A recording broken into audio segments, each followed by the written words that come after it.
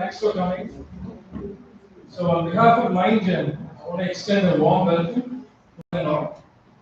For those who don't know, MindGen is a volunteer-run non-profit organization that teaches mindfulness techniques to adults and kids. And our mission is to promote emotional and mental well-being, especially during this time of COVID. Our online platform provides free mindfulness resources, tools, and tips to help our community become more aware, connected, and confident. Today is a special day. For those who remember, today is a day, September 11, 1983, was when Swami Vivekananda gave his famous speech at the World Parliament of Religions in Chicago, in which he introduced Hinduism to America and called for religious tolerance and an end to fanaticism. On this day, we are really honored to have Swami Medhananda in our midst. We're going to start the event with a series of bhajans for 15 minutes. Swamiji's talk on Vedanta in the age of social media will follow right thereafter, followed by 20 Q&A. So I request all of you to calmly reserve your questions till the end of the lecture. And to avoid any distractions during the talk, kindly turn off or mute your cell phones. This entire event is being streamed live on YouTube on MindGen's website, and the recording will be available for those who are not able to attend. Box fill is also available next to the exit, so please grab them on the way out. Thank you and enjoy it.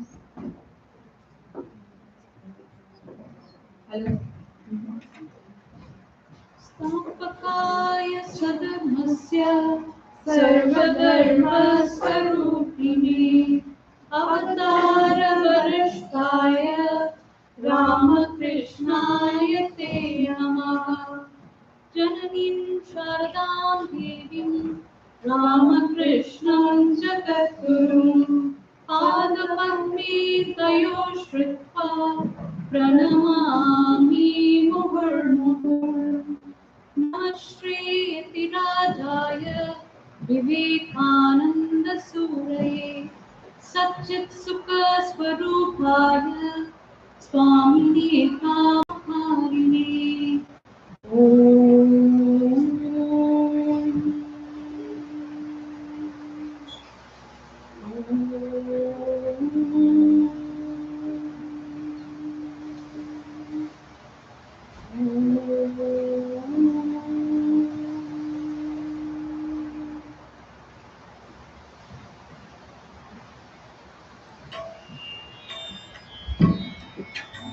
Singing the Saraswati Vandana to start.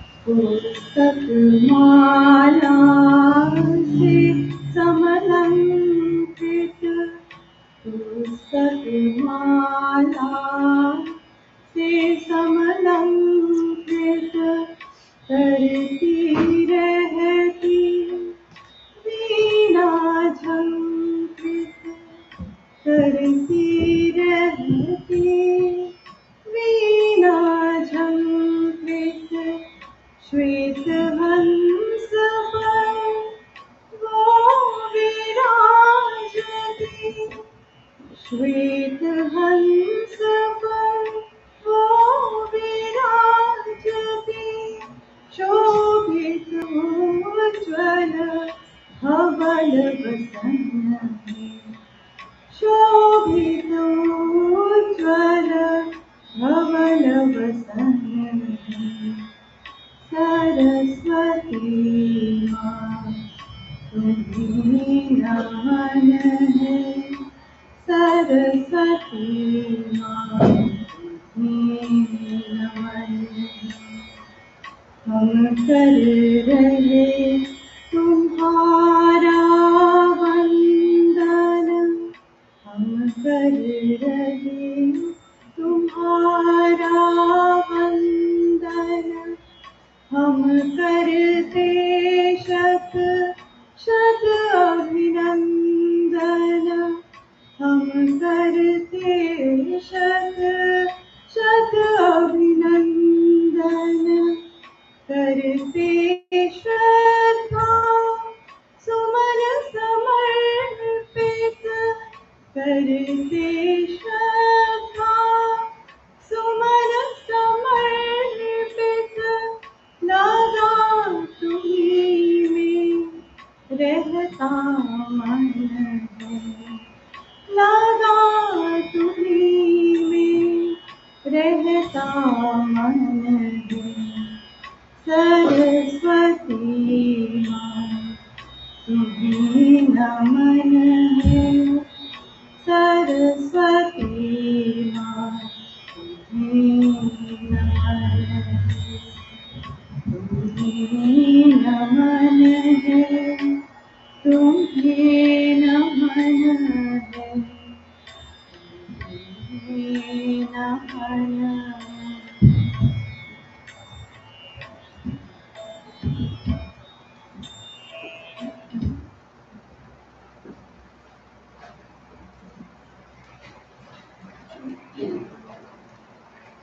So the next two bhajans, we will do it in a call and response format. Yeah. So we will sing and all of you can join along. Sounds good? Can you?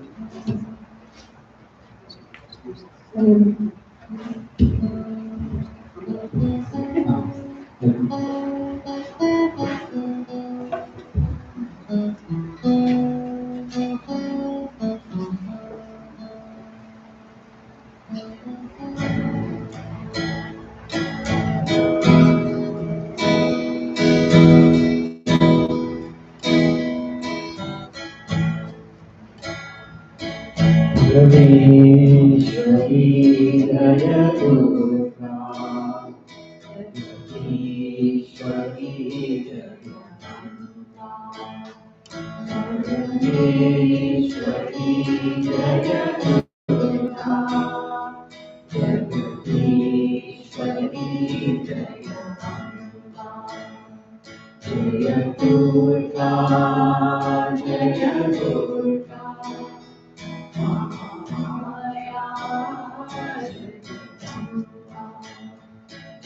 जय दुर्गा जय दुर्गा महामाया जगदम्बा हे माता विश्वमोहिनी देवी जगदम्बा हे माता विश्वमोहिनी देवी जगदम्बा जय दुर्गा महामाया जगदम्बा जय Durga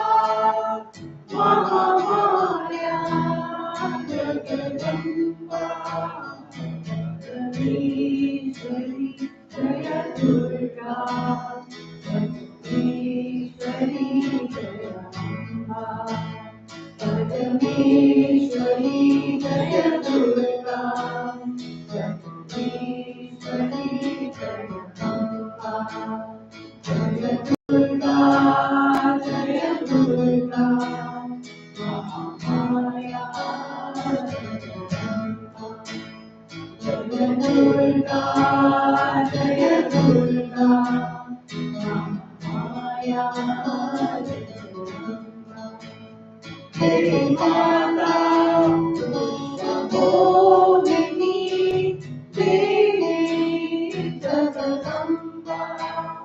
Hey Mata, Mohiनी, Devi Jagadamba.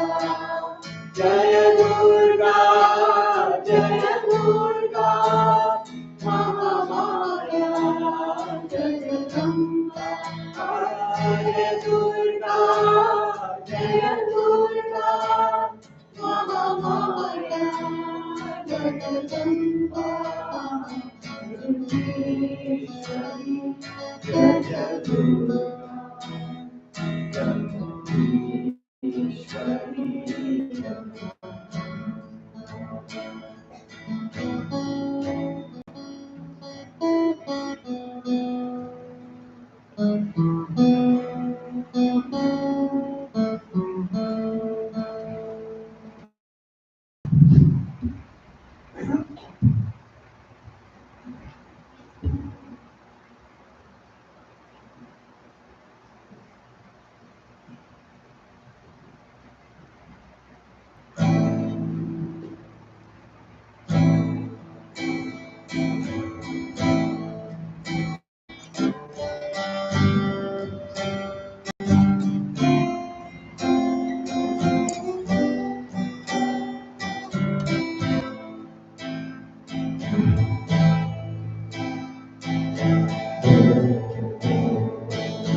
Namah Shivaya. Om Namah Shivaya.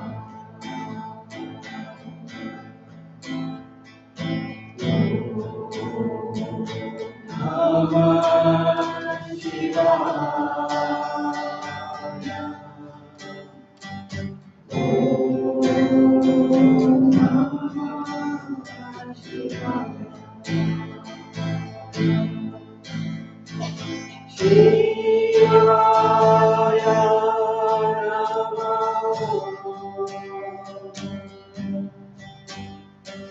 Shivaya Namo. Everybody join in. Shivaya Namo. Shivaya Namo.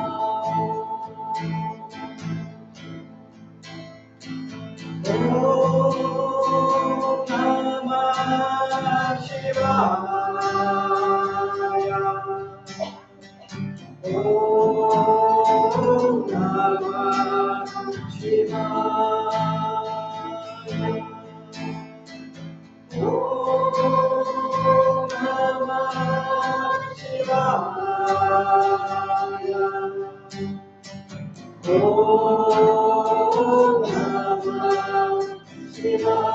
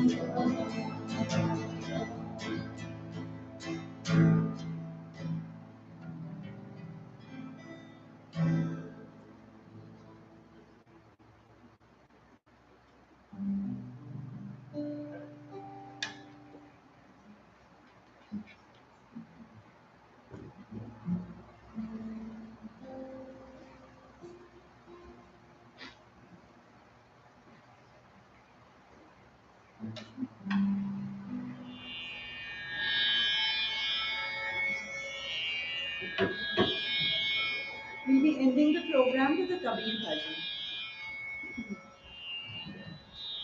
तो भजन programme है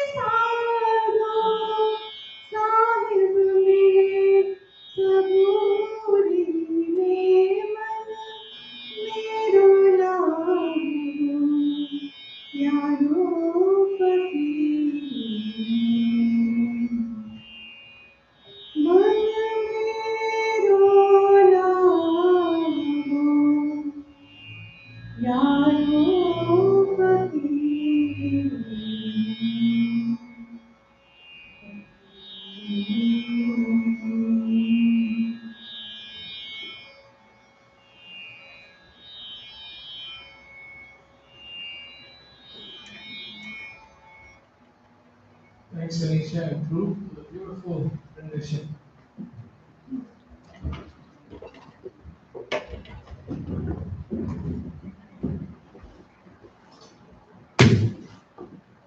Let me just say a few words about Swami Medhananda ji. For those who don't know. Swami Medhananda ji is a monk of the Ramakrishna Order, a senior research fellow in philosophy at the Vedanta Society of Southern California in Hollywood. He has a doctorate in German philosophy from the University of California at Berkeley, and he was a Fulbright fellow at the Institute for Philosophy in Humboldt University of Sweden. He is the author of 3 books: Swami Vivekananda's Vedāntic Cosmopolitanism, Infinite Paths to Infinite Reality, Sri Ramakrishna and Cross-Cultural Philosophy of Religion, The Dialectics of Aesthetic Agency, Re-Evaluating German Aesthetics from Kant to Adorno. He is the editor of the Bloomsbury Research Handbook of Vedanta and a co-editor with Benedict Paul of Panentheism in Indian and Western thought, Cosmopolitan Interventions. He is also the editor of 2 special issues of the International Journal of Hindu Studies, one on Vedāntic theodicies and one on Swami Vivekananda as a cosmopolitan thinker.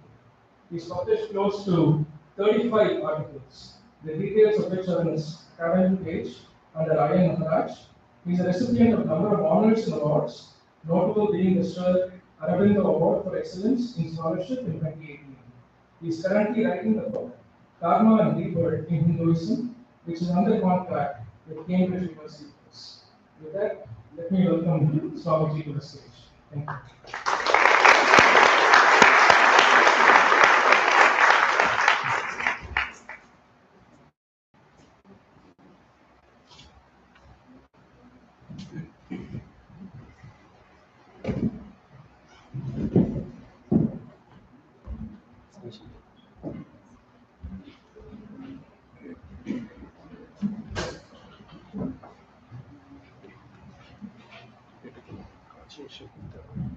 अच्छा এটা এইদিকে নিয়ে Yeah, now yeah. ঠিক আছে You can keep yourself close to the mic. should I move this one No, that's fine. ठीक है Right. You're fine? yeah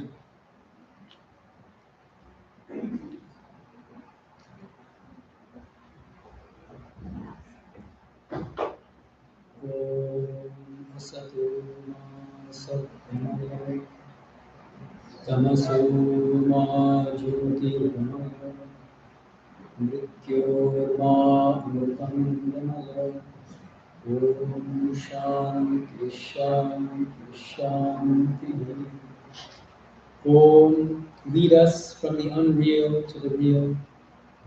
Lead us from darkness to light. Lead us from death to immortality. Om, peace, peace, peace. Good evening, everyone. Good evening. Nice to see so many familiar faces and some new faces as well. First, a big thank you to Purnima and to Prem for organizing this entire event, to the whole team at Mind Gym. I know how hard they worked, so I really appreciate it. And I appreciate all of you for coming out today in this storm. It means a lot to me. And thank you to the wonderful singers, to the cooks,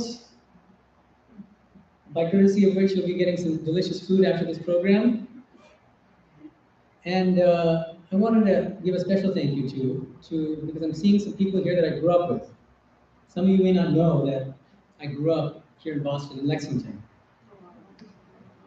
And I haven't been back here for, I don't even remember the last time I was here. It was well before I became a monk. So at least 15 years or something. So it's wonderful to see so many people that I grew up with.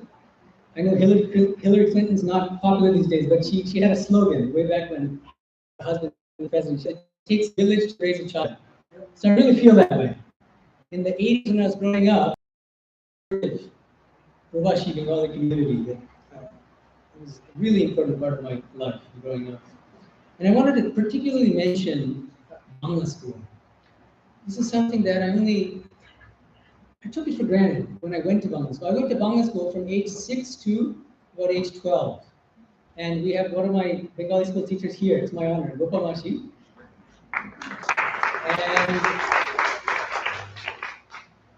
And at the time I said, oh, it's boring. I learned how to read and write Bangla. At home I spoke Bangla, or what I call Banglish, with my parents. A mixture of Bangla and English. But it was Bangla school where I learned how to read and write Bangla.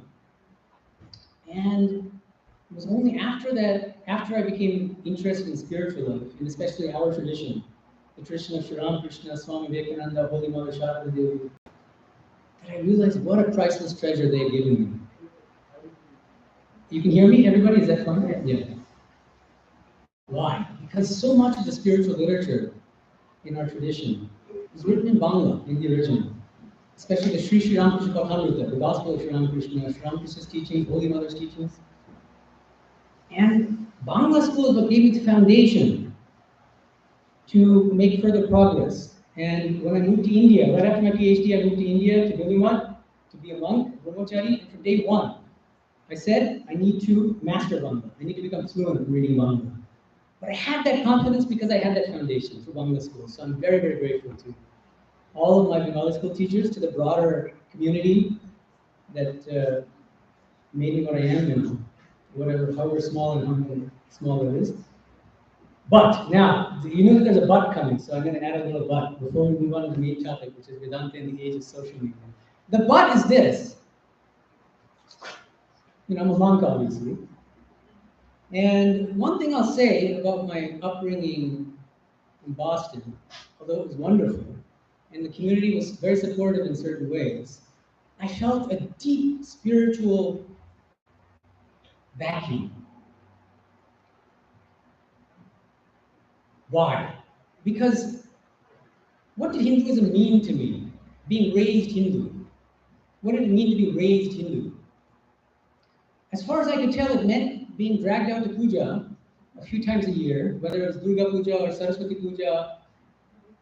And there was nobody there in the entire community who explained to me what the deeper spiritual significance of these rituals were, why we're waving lamps at idols, why on the occasion of Saraswati Puja, I was told to bring my textbooks and put them at her feet. I mean, it felt like some kind of crude superstition. It wasn't inspiring. None of that was inspiring. It was so uninspiring, in fact, that I spent almost all the time outside of the puja on the front lawn playing football with people like Tukan, who's here in the audience. He knows. And then going in for the khichdi, which is quite good. Khichdi, chutney, and sanalita. But there has to be more to Hinduism than that. So actually, just to be full disclosure here, the original title of my talk here was going to be A Tale of Two Hinduisms. A Tale of Two Hinduisms. And then I consulted with some of the organizers and other people, and they decided, let's go with the Vedanta in the age of social media instead. Because it would be kind of polemical. But I'm going to give you a little mini sermon now in about 5 minutes. What I would have said. A Tale of Two Hinduisms. And then we'll get to social media. What are the two Hinduisms in this tale? On the one hand, we have what I would call cultural Hinduism. Cultural/social Hinduism. And on the other hand, there is spiritual Hinduism. And what I got growing up was 100% cultural Hinduism and 0% spiritual Hinduism. So how did I become a monk, you might be asking? With great difficulty. And without the help of the community that I grew up in, to be perfectly honest. In fact, I had to kind of reject the cultural Hinduism that I was born into in order to appreciate the priceless treasure that is Hinduism. Hinduism is not about the caste system, it's not about whom you marry, it's not about where you were educated, it's not about doing bhangra, it's not about adda and gossip with other Indians. But how did I learn that? I learned it for the first time by reading the Bhagavad Gita. And so, my humble request to you, some of you are still involved in Bangla school. I know that she's the president of Bookwashi. It's wonderful that you have this Bangla school. In fact, I mean, now that I travel all over the country, all over the world, I meet Bengalis all over the world. And I ask them, are you putting your kids in Bangla school? Most of them say no. Even when there is a Bangla school. So I strongly encourage Bengali parents everywhere, and of course, other Indians who speak other languages, put your kids through the local language learning. It's very important to keep touch with that culture.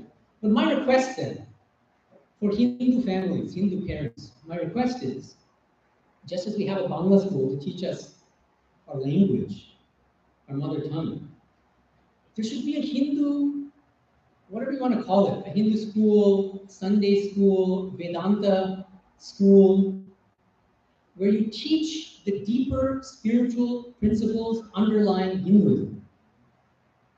I felt that sorely lacking in my upbringing, and I strongly encourage you to bring that into the community. Just to give you an example, going back to my childhood, I'm not saying anything against puja. Puja is wonderful, but you can only appreciate how wonderful it is if you understand the underlying Vedāntic principles behind it. You see, what are those principles? I'm going to give them in a nutshell. Number one, the goal for every Hindu throughout this world is to realize the divine, God realization. Realize our true divine nature, our spiritual nature. The main aim of Hinduism is not socializing, eating khichdi together, gossiping, none of that. Those are by the way, but the main aim is God realization. Every single Hindu, if you're a genuine Hindu, is a spiritual aspirant, a sadhaka or a sadhika. First and foremost, above anything else. I was never once told this growing up. Second key principle of Vedanta, which underlies Hinduism. The divine is one, but manifests in countless forms and has countless aspects.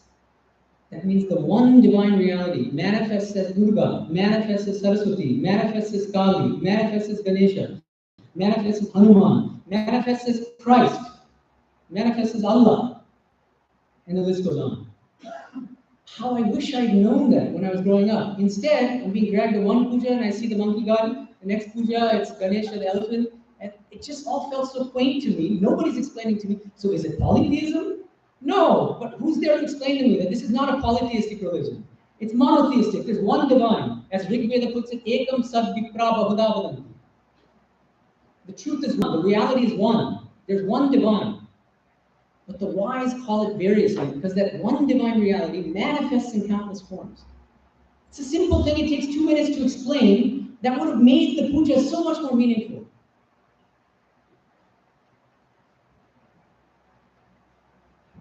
Third principle of Vedanta, which I wish I was taught, which I had to kind of learn on my own through the Gita, is where does that leave us? It's nice to know that the goal for all Hindus is God realization.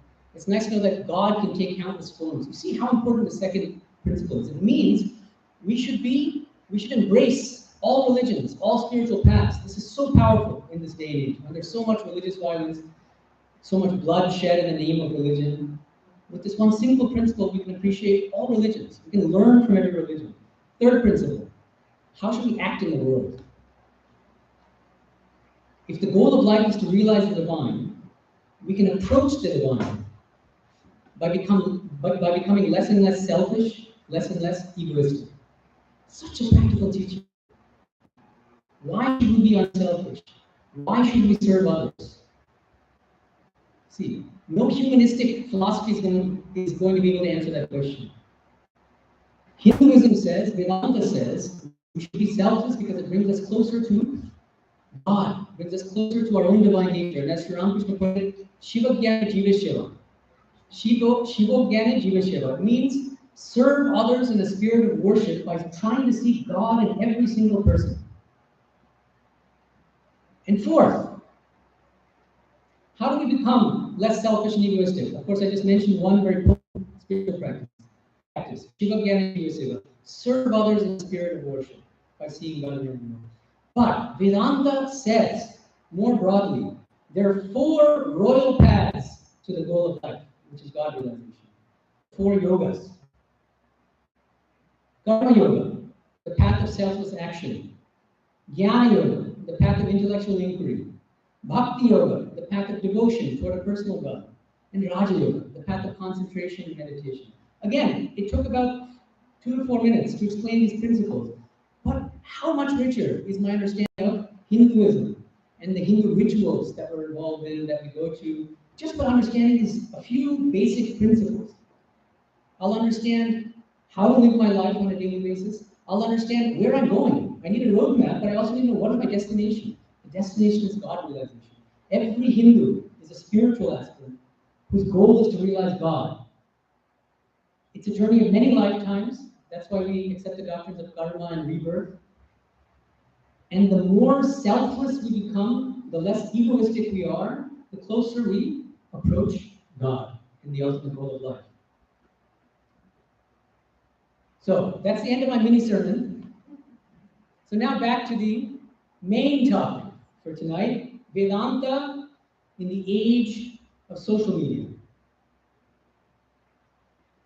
So here again, I have to give a little disclosure, which is that I don't use much social media. So, maybe that's not a surprise. I'm a monk, and monks are not known to. I mean, there are some monks, I guess, who are known to use social media. I'm not one of them. But I can't say I don't use any social media. There are some things I do use. One of them is WhatsApp, which I'm sure many of you use. And it's kind of like, I don't know if it's like full social media or half social media, but it's certainly got social media features. So I have some experience with that. I use YouTube, which is becoming more and more like social media. It used to be videos. Now it's videos with insane comment sections and likes and thumbs down, which they hid recently, right? So that you don't see how many dislikes a video gets. But YouTube Shorts, right? So even YouTube Shorts are becoming more like TikTok. And okay, that's the extent of my knowledge of social media. I'm on this academia.edu that Graham mentioned, where I upload my articles. You might say, well, that doesn't sound like social media, but it kind of is, because it tells you how many views you have, total views. It gives you a trophy if there's a certain number of people that visit your page on a given day. There are analytics where you can see people from which country are looking at which paper and stuff like that. So there are kind of even social media elements kind of filtering into things as seemingly benign as academics in the academic sphere. So I have some experience, and just so that I wouldn't come in completely blind with this talk today, I did a lot of reading, but beyond that, I sat with a friend of mine who does have social media accounts, and so he kind of walked me through. So this is Instagram, and this is TikTok, and this is, all right, so I've done my homework, so I'm doing my best, and if I make any howling errors, you can tell me later. All right, so what I want to talk about today, it's a very practical topic, because all of us in this age, this is the age of social media. I don't think, even if we try to avoid it, we can't fully escape. And so it's going to be a very practically oriented talk. What I want to talk about, there are a few things. First, so that I don't come off as a doomsday kind of guy, I'll talk about the benefits of social media first. Why do so many of us use it? Why is it so valuable for us in our daily lives? Second, what are the drawbacks and dangers of social media? There are a lot of studies coming out that have been coming out in the past few decades about the adverse effects of excessive social media use. It causes depression, anxiety, addiction, many other problems. And third, what insights can Vedanta provide into, number one, the root causes of the problems with social media? And what concrete and practical solutions does Vedanta give us for using social media more mindfully? Now notice I'm not saying that you guys should go cold turkey and stop using social media. That doesn't even seem realistic for most people. But using social media more mindfully, what does that mean? How does that work? So I want to get into some of these concrete issues. So let's begin. So the first thing is that all forms of social media are a double-edged sword, right? There are untold benefits of social media, and you all know that, so I don't need to spend much time on it. But in my case, for instance, why do I have WhatsApp? Because first of all, when I was in India for 13 years. Free international calls. I just still remember the 1980s when we had those rotary phones and we'd spend like $2 a minute calling India. So no, all free. How wonderful. I can keep in touch with my monastic friends in India. I teach classes in Hollywood. So a class that I just started recently is called Gita in the Light of Sri Ramakrishna. And so I started a WhatsApp group for that group. So everybody who attends in person is on that group. I can post when's the next upcoming class, what are the homework assignments, I can share documents. Wonderful. There's nothing wrong with that, right? But there's a downside. What's the downside? Sometimes devotees, they ask me for my WhatsApp number. And now I've become hesitant. Because sometimes I give my number and then they just start spamming me. Sometimes they send me pictures of their food, the food they're eating, their dinner. So today I learned how to block. So that's useful. Anyway, so you pick your social media and you look at how you use it and what benefits you get from it and the drawbacks. You can fill in the details yourselves. So I'm not going to go into the details here. But you can also make connections with so many different people. Academia.edu was a lifesaver for me. Why? Because I was in the middle of nowhere in India. I just got my PhD. I was asked to continue my academic research. And I was invisible. I didn't have a university webpage, but I had that academia account. And I uploaded my papers, and that's how I networked with other academics throughout the world. They came to visit me in Burma, of all places. They invited me to conferences in the US and other places in Europe, thanks to social media, again.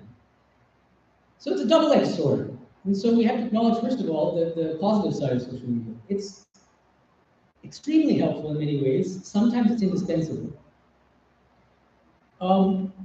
But now, the other side of this double-edged sword, there are also great dangers and drawbacks. And many of you are parents, you have children, especially if you're raising this new generation, the latest generation of kids. I'm sure each one of you struggles with kind of how to deal with your kids' use of social media, with smartphones in general. Why? Because One scientific study after another, psychological studies, scientific studies in general, have found a strong link between heavy social media use and mental health problems, like depression and anxiety and addiction. It affects academic performance. It affects their quality of life in general. It sometimes prevents children, especially, from socializing properly, from learning how to become socialized and become sort of normal social individuals. So the key question is, and this is where I think Vedanta can help us, why does heavy social media use, why does unmindful use of social media lead to, why may it lead to these mental health problems, depression, anxiety, addiction, and so forth? Let's start with what I think is a really great insight from a writer named Candace Kelsey. She wrote a book called Generation MySpace. And just from hearing that title, it's in MySpace, that's so, early 2000s. So it was published in 2007. MySpace is now all but defunct. It's not defunct, it's shifted its aim, and it's not like a general social media space anymore. But in any case, at that time, MySpace was all the rage. It was like the social media place besides Facebook. Now we can say Generation TikTok, Generation Instagram, whatever we want to say. All right, but the insight is still valid, probably more valid than ever. What was her insight?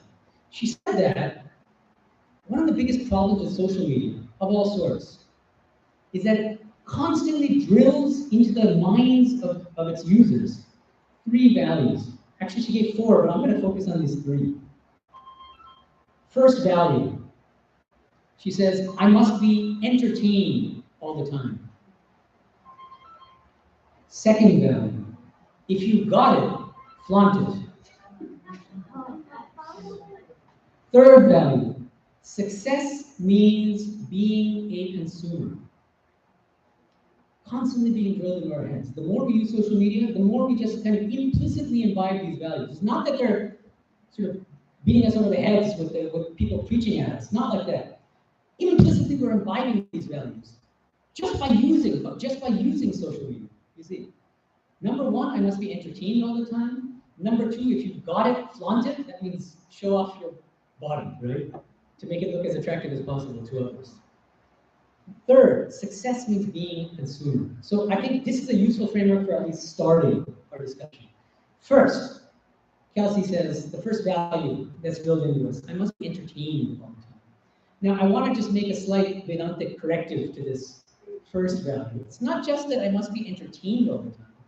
I think the point is, and the danger is broader and deeper. I must be gratified all the time. I must be experiencing pleasure at all times. One of the highest values, we've all become hedonists, chasing after instant gratification. That's one of the biggest problems of social media. And I'm going to talk about this in some detail. Our entire culture is a culture of instant gratification. It's not just social media. Social media is one aspect of a broader, this is the age of instant gratification. I can say this from experience. It's like, I was born in 1980, grew up in the 80s, early 90s. There was no internet in the 80s. I had to make mixtapes with cassettes, and it took a long time to get the songs I wanted in the particular order I wanted. Now what do we have? Spotify with infinite playlists. When I watched a TV show, like my favorite show in high school, for instance, was Seinfeld, I had to wait for Thursday, must-see Thursday, I think it's Thursday, right? To watch that next upcoming episode of Seinfeld. Now what? Binge watching. Even the term suggests addiction. Binge eating, binge watching. If I want to watch a show, I'll watch the whole thing in one day. Now, I have that option with Netflix and streaming services. Instant gratification. Nobody has to wait for anything anymore.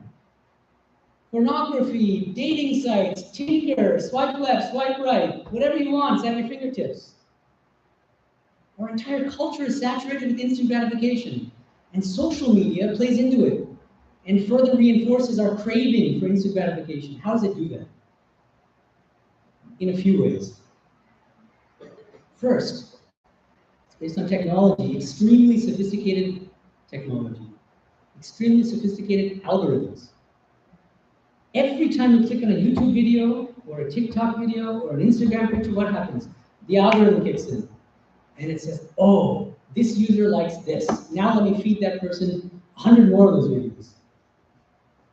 And so it becomes a kind of incessant echo chamber where I get fed back to me exactly what I think I want. Notice, what do I want and what do I think I want? There might be a difference. What do I think I want? Meaning, what gives me instant pleasure? That's what this is giving me again and again, again and again. There are several documentaries about this. Some of you have probably watched The Social Dilemma is one of them, 2020. It's a cautionary tale about algorithms and how pernicious they are, kind of diabolical. Tristan Harris, he was a former Google employee. He said something that's really taken off, and I think it's very profound. If you're not paying for the product, you are the product. If you're not paying for the product, you are the product. You might think social media is free, it's great, there's so many benefits. If you're not paying for it, it means you are the commodity. You are what's being sold. Because you're another piece of data. And it's become a $1 trillion industry. There's another documentary, 2019, called The Great Hack, which is all about this as well. Data has become more valuable as a commodity than oil for the first time in history. This reminds me, as a Vedanta, of a wonderful Vedāntic statement from the Vairagya Shatakam, 100 verses on detachment. Bhogana bhukta, vayameva bhukta. Bhogana bhukta, vayameva bhukta. We think we're enjoying things. We think we're enjoying this website, that sense pleasure, this and that. Actually, those pleasures are devouring us. That's what happens. I think that's a deeper way of explaining what Tristan Harris meant. When you're not paying for the product, it means you are the product. We become slaves to this technology. We become slaves to this little hit of dopamine. I'll get to that in a second. We become puppets in the hands of algorithms. The other way that social media is geared toward instant gratification, it reminds me of one of my favorite poets, is T.S. Eliot. And in one of his poems, Four Quartets, he has this great line that says, remember, this is written in the 1930s, but he says, distracted from distraction by distraction. It's a beautiful phrase. And he said it at the time, he painted this, he sketched this landscape, because at the time there were subways. 1930s, you're in a subway, everybody's reading a newspaper. And like each person is in their own world, you know? Now it's just gotten a million times worse. You go on the subway, everybody's got their earbuds on, or they're looking at their smartphones. And it's really sad when I see families eating dinner together, and all the kids are just on their phones, and the mother's just sitting there, you know. It's just sad, you know? Everybody's distracted. A kid's trying to do homework. What happens? They've got their phone next to them, ping, every 5 minutes, ping. How can you concentrate on your homework when your attention is constantly flitting back and forth? So this is, I'll try to bring up at the end, what can parents do? One thing parents can do is to kind of regulate their children's use of social media. You can tell them, you can only use your smartphone, social media at certain times. Saying you can't use it is going to backfire, and they're going to use it anyway, secretly. So that's, in many cases, I don't know, depends on your kid.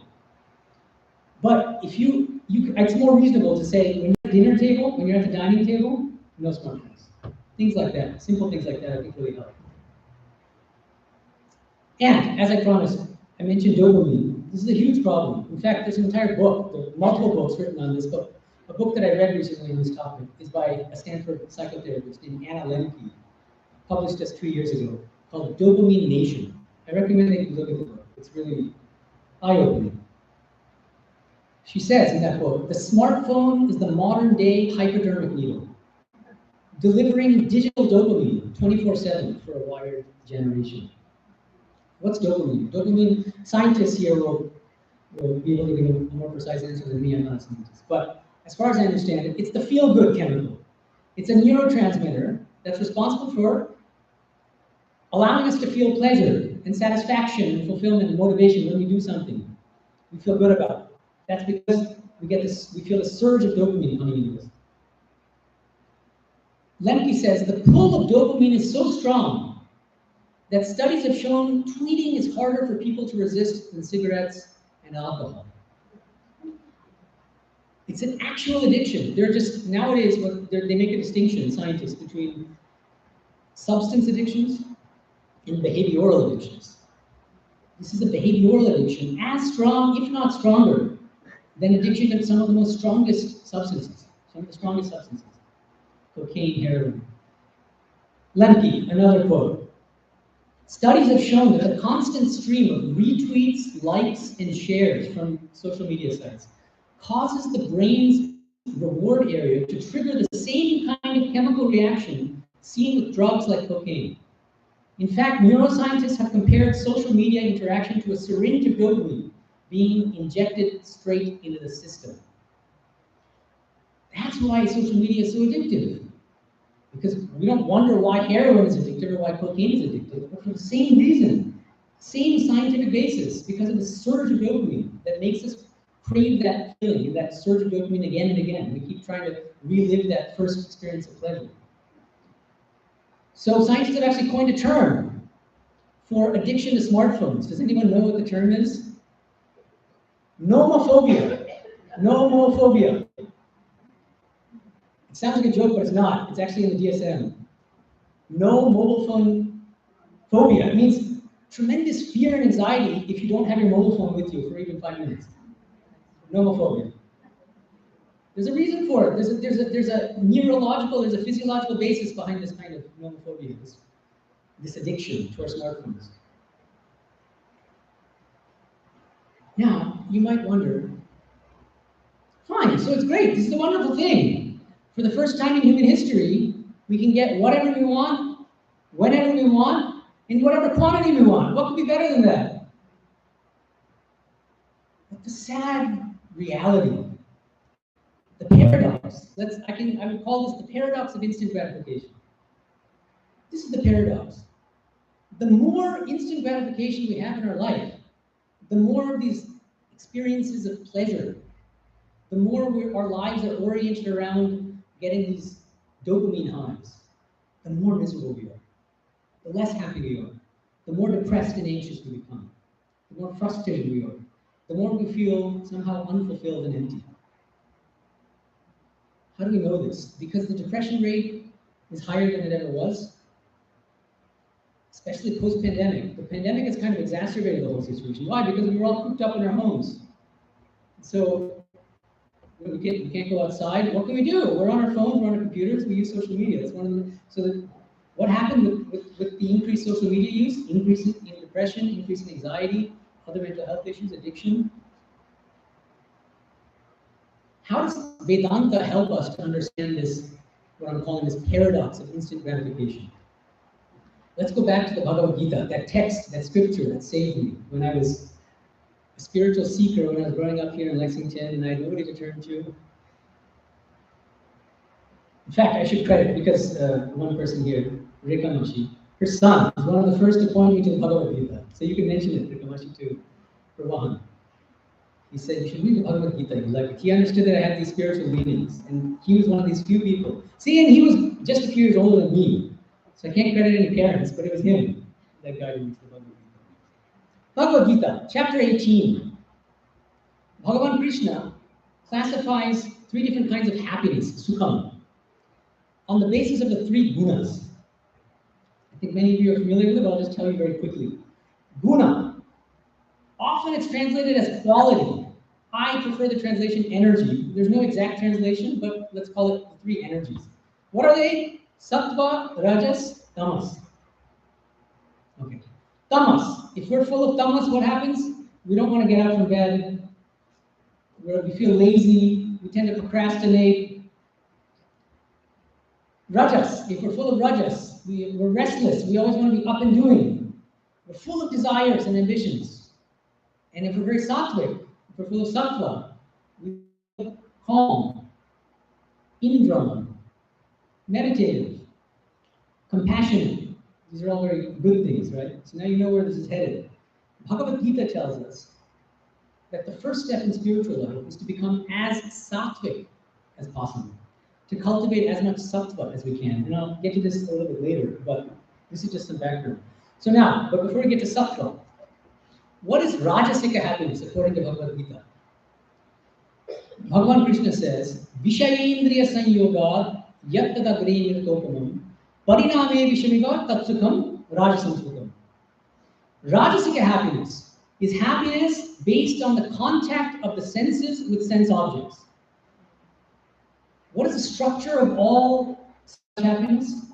This is what Krishna says. In the beginning, sense pleasure is like nectar, amrita, but eventually it becomes like poison, visham, bish in Kannada.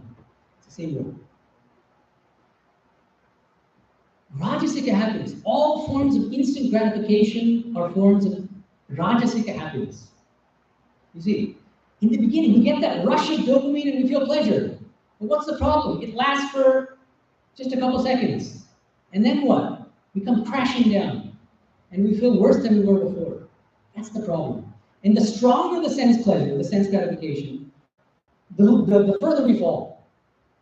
This is just the nature of life. This is not something that we can somehow change. That's the problem, no matter how much we try. Sri Aurobindo, in his commentary on the Gita, he puts it this way. He explains Rajasika happiness as follows. He says, this joy is nectar to the lips at the first touch, but there is a secret poison in the bottom of the cup. And after, the bitterness of disappointment, satiety, fatigue, revolt, disgust, sin, suffering, loss, transience. Next question that you might ask. Why exactly? So Bhagavad Gita is telling us that all forms of instant gratification are like nectar in the beginning, but end up becoming like poison. The next question is why? Why? What's the underlying reason? Again, Vedanta gives a very deep answer. This brings me to another wonderful scripture in Vedanta, Bhagavata Purana, the great Vaishnava scripture. In chapter 9 of Bhagavata Purana, there's a story about King Yayati. Some of you probably are familiar with the story. King Yayati, very interesting king. He can't get enough of instant gratification, sense pleasure. So what does he do? He calls all his sons. And he says, which one of you is willing to exchange bodies with me? Because you guys are young and healthy, and I want to keep enjoying. This is very sad. It's like, it's Viagra king. And so his youngest son, is his most faithful and devoted son, he says, I'll exchange bodies with you, oh father. Very loyal son. And so he exchanges bodies with this youngest son. And continues to indulge in these various forms of sense pleasure, instant gratification for thousands of years. These stories tend to be exaggerated. Okay. Finally, after all that, where does he end up? He ends up a sage, a wise man. And what does he realize? He says the following: Na jatu kamaha kamanam upabhogena shanyam havisha krishna vatmeva bhuya eva vivadati. He says, desires are never satisfied through enjoyment, through bhoga, upabhogena.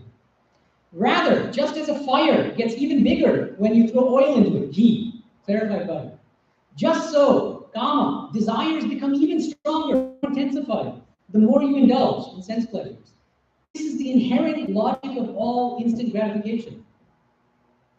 We think in our heart of hearts, somehow we keep deluding ourselves into thinking that I have this desire, the moment I fulfill that desire, when I get the thing I want, that desire will go away and I'll be happy. This is what everybody thinks. It never happens that way. We get this split-second kind of momentary fulfillment followed by bitter misery. Why? Because the desire just gets intensified through indulgence, through enjoyment. That's the thing that takes us so many years, not just years, so many lifetimes to realize. The more we indulge, the stronger the desires become, the more miserable we are. Because then the void in us keeps growing larger and larger. Mahashano mahapapma vidyenam hivairinam, says Bhagavad Gita. What is kama, desire? Mahashano mahapapma, all devouring. It's never satisfied. It's like a monster you keep in a cage and it keeps wanting more.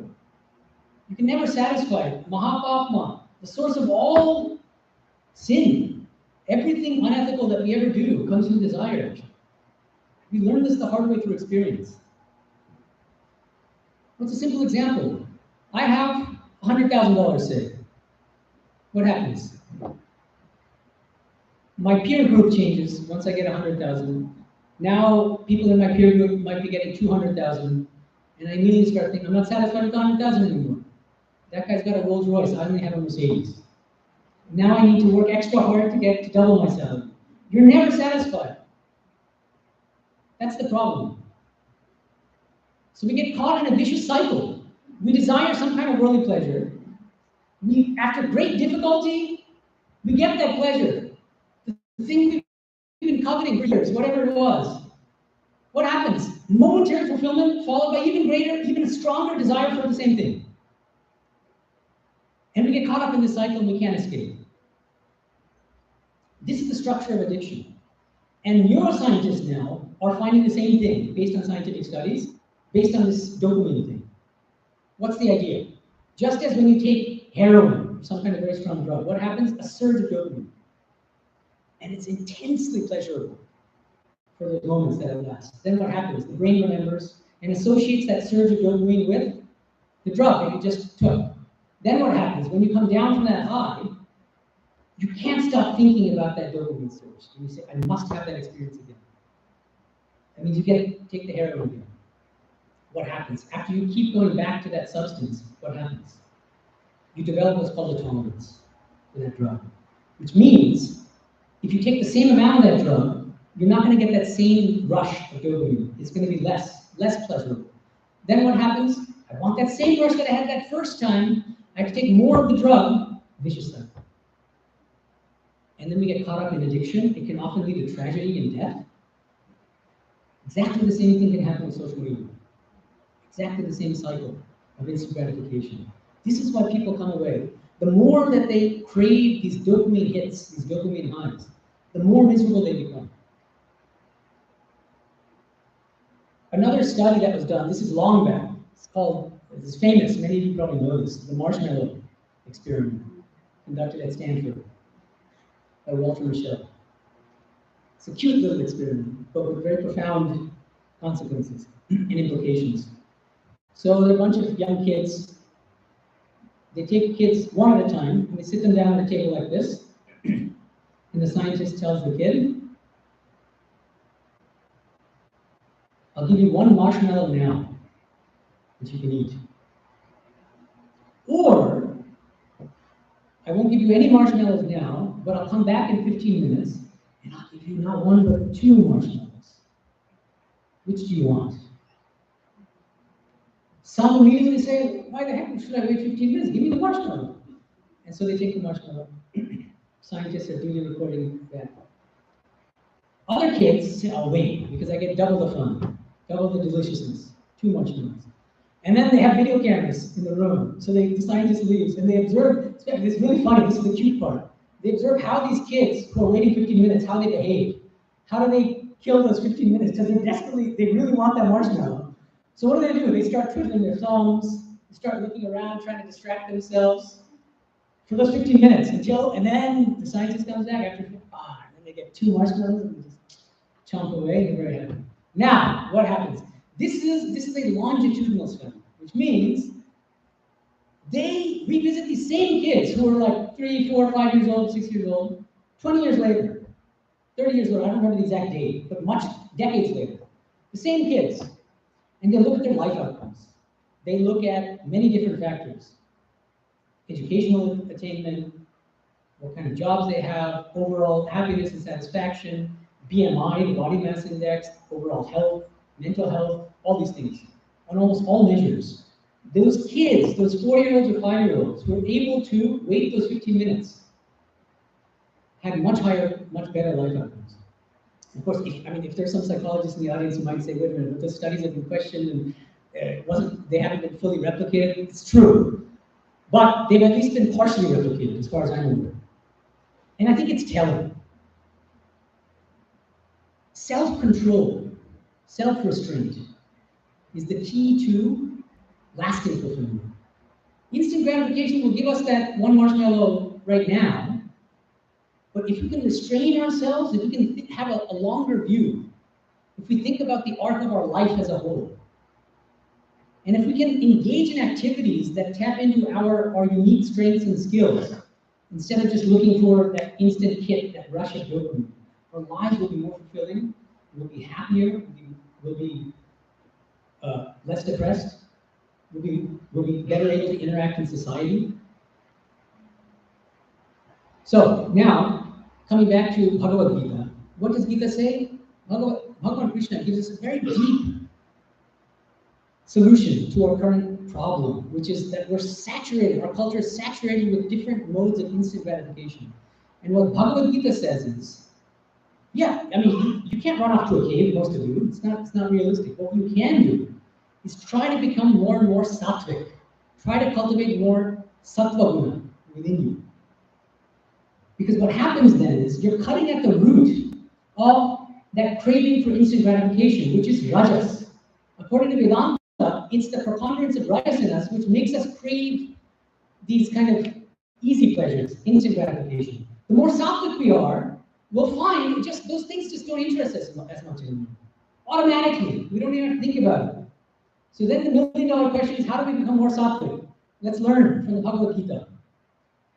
Bhagavan Krishna says, Yat tad agre vishameva parinamen mritopamam tat sukham sattvikam proktam atma buddhi prasadajam. That happiness, which is like poison in the beginning and like nectar in the end. So the diametrical opposite of rajasic happiness, remember. That happiness is called sattvika happiness. And then this last word, samasa, compound word, atma buddhi prasadajam. It's a beautiful, very poetic Sanskrit word. Sattvika joy, sattvika happiness is atma buddhi prasadajam. It's born of the satisfaction of the higher mind and spirit. It's a qualitatively different kind of happiness. It's a qualitatively different kind of joy. It's not about the dopamine rush anymore. You're not satisfying the lower mind or the body, you're satisfying the higher mind, which is interested in beauty, for instance. That's why, there's high art and there's low art. There's pop music and there's classical music. Why? Pop music tends to be rajasic, and I don't want people to freak out and say, hey, no, there might be some popular music that's not, but a lot of it is. The themes are worldly, it's all about why'd you break up with me, I hate you, or I love you, why don't you love me, and like a million things. Most, 98% seems like, frankly. I don't listen to much of it, but I know. I used to. Okay. Classical music, just think about it. Many of you have heard either Indian classical music or Western classical music, and of course, we should be more nuanced, and I love classical music, so not all classical music is the same. There's also Rajasic classical music, there's Sattvika. So I'm talking about Sattvika classical music. There's a whole genre called sacred classical music in the West, which is based on Christian themes. They put beautiful biblical themes to music, like Bach, Mozart, and others. Listen, just do this, run this test on yourself. Listen to a Taylor Swift song or the latest Bollywood hit. You don't need, any equipment, but just listen. How does it make you feel? What do you want to do afterwards? You want to, I don't know, go for a jog or fight someone? Something. Now, when you listen to classical music, of course, if you're not used to it, it's just going to most likely be very boring. Vishameva. In the beginning, it's like poison. You have to acquire a taste. It took me a while to acquire the taste, but I've acquired it now. It's difficult. It's a difficult joy. You have to earn that joy. Listening, practice, patience. Classical music tends to be much longer. Pop songs, 3-4 minutes, very repetitive, strong bass notes. Classical music, much more subtle, nuanced, complex, much longer. Hold your attention, you have to concentrate on the music. Ideally with your eyes closed, right? So you can tell there's a qualitative difference in the kind of joy you get from something like classical music and from the joy you get from popular music. That's just one example. Now, am I saying you should repudiate all popular music? No, it depends on who you are and what station of life you're in, and many other things. No, but balance, that's the key.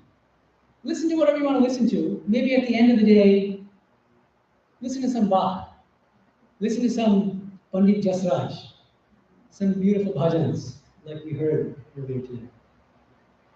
The mind will become calm. We'll start thinking about higher spiritual things. And the dangers of social media will automatically get diminished. That's the beauty of it.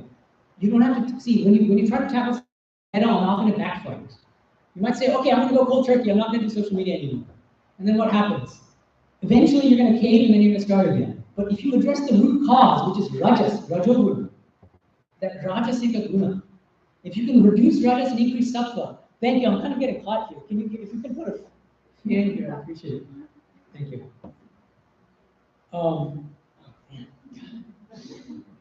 Okay.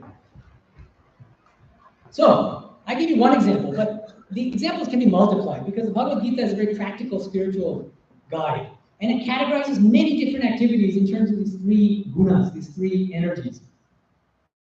And I'll just give you a few more examples of sattvika things. Some of you might be initiated into some kind of spiritual tradition.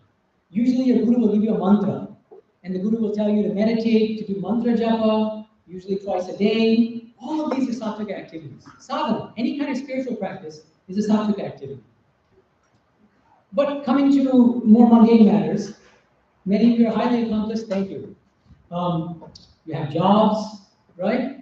How did you get the job? Through great difficulty, struggle. You had to study hard. You know, I did a PhD. It takes many years to get a PhD, to write that thesis. These are kind of long-term activities that require tremendous perseverance, concentration. It's not always fun. Sometimes you might think, why am I doing this? But at the end, you get a different kind of joy from accomplishing, from running a marathon, from completing a doctoral dissertation. Anything that requires more of a long-term effort and struggle and perseverance. Another good example, exercise. Many people somehow, especially spiritual aspirants, some spiritual aspirants tend to be quite lazy physically. And they'll give spiritual justifications for it. Oh, no, that's very rajasic. Running is rajasic, and this is, no, I'm a spiritual aspirant, so I'm going to sit still or sleep in my bed. No, that's tamasic. That's not sattvic. So the danger of tamas is that it often comes in the guise of sattva. We have to be on our guard about that. Because both the great yogi and the highly tamasic person, they're both very stationary. One person is sleeping in bed and snoring. That's the tamasic one. And the other is deep in meditation, thinking of God, immersed in God consciousness. Externally, it seems almost the same. No. So no pseudo justifications for not doing exercise. Physical exercise. Yes, there's an element of rajas, but I would call this a sattvika rajas. Because it's through rajas that we can actually become more sattvic. You might wonder, how is that possible? Well, think about what exercise is. You're taxing your body. You're putting your body through pain, suffering, literally. Is it fun to get up in the morning? And some people do. That's only after, remember, at first it's like poison. Somebody who's never exercised before rarely exercises. And they have a friend who's a big, loves exercise.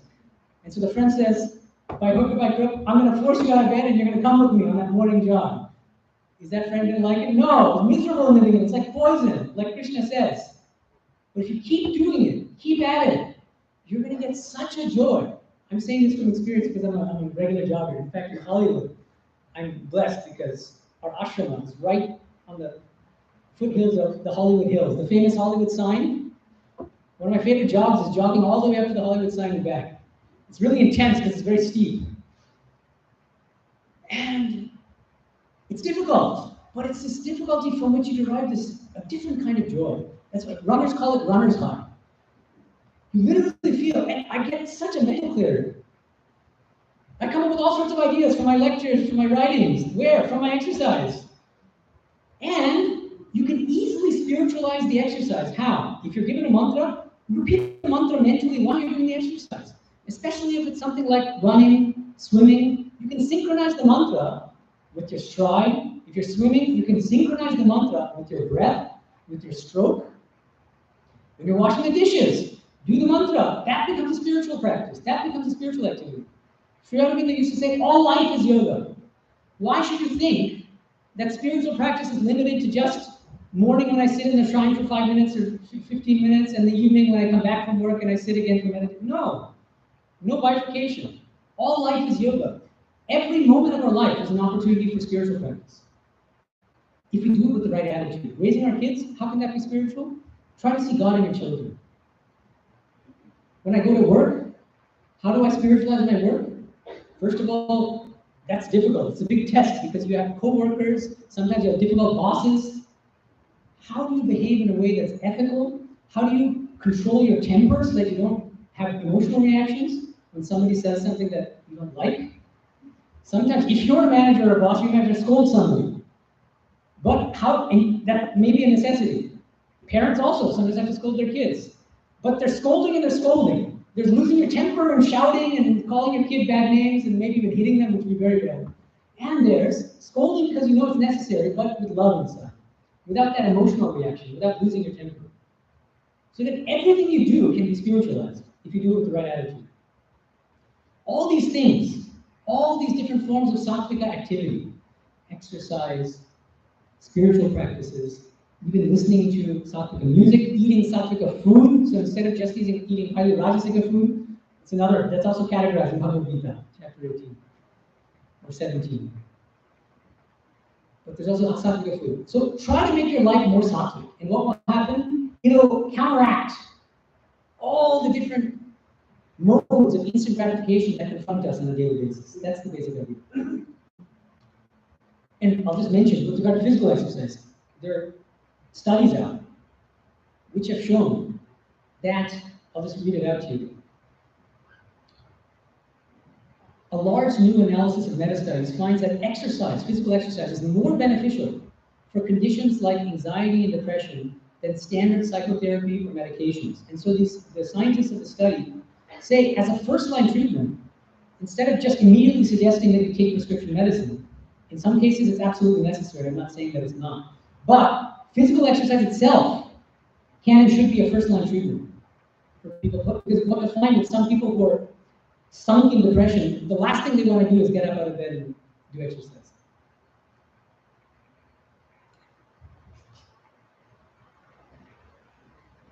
Okay, so that was all regarding that first point of Lemke's, not Lemke, Candace Kelsey, from that book, Generation MySpace.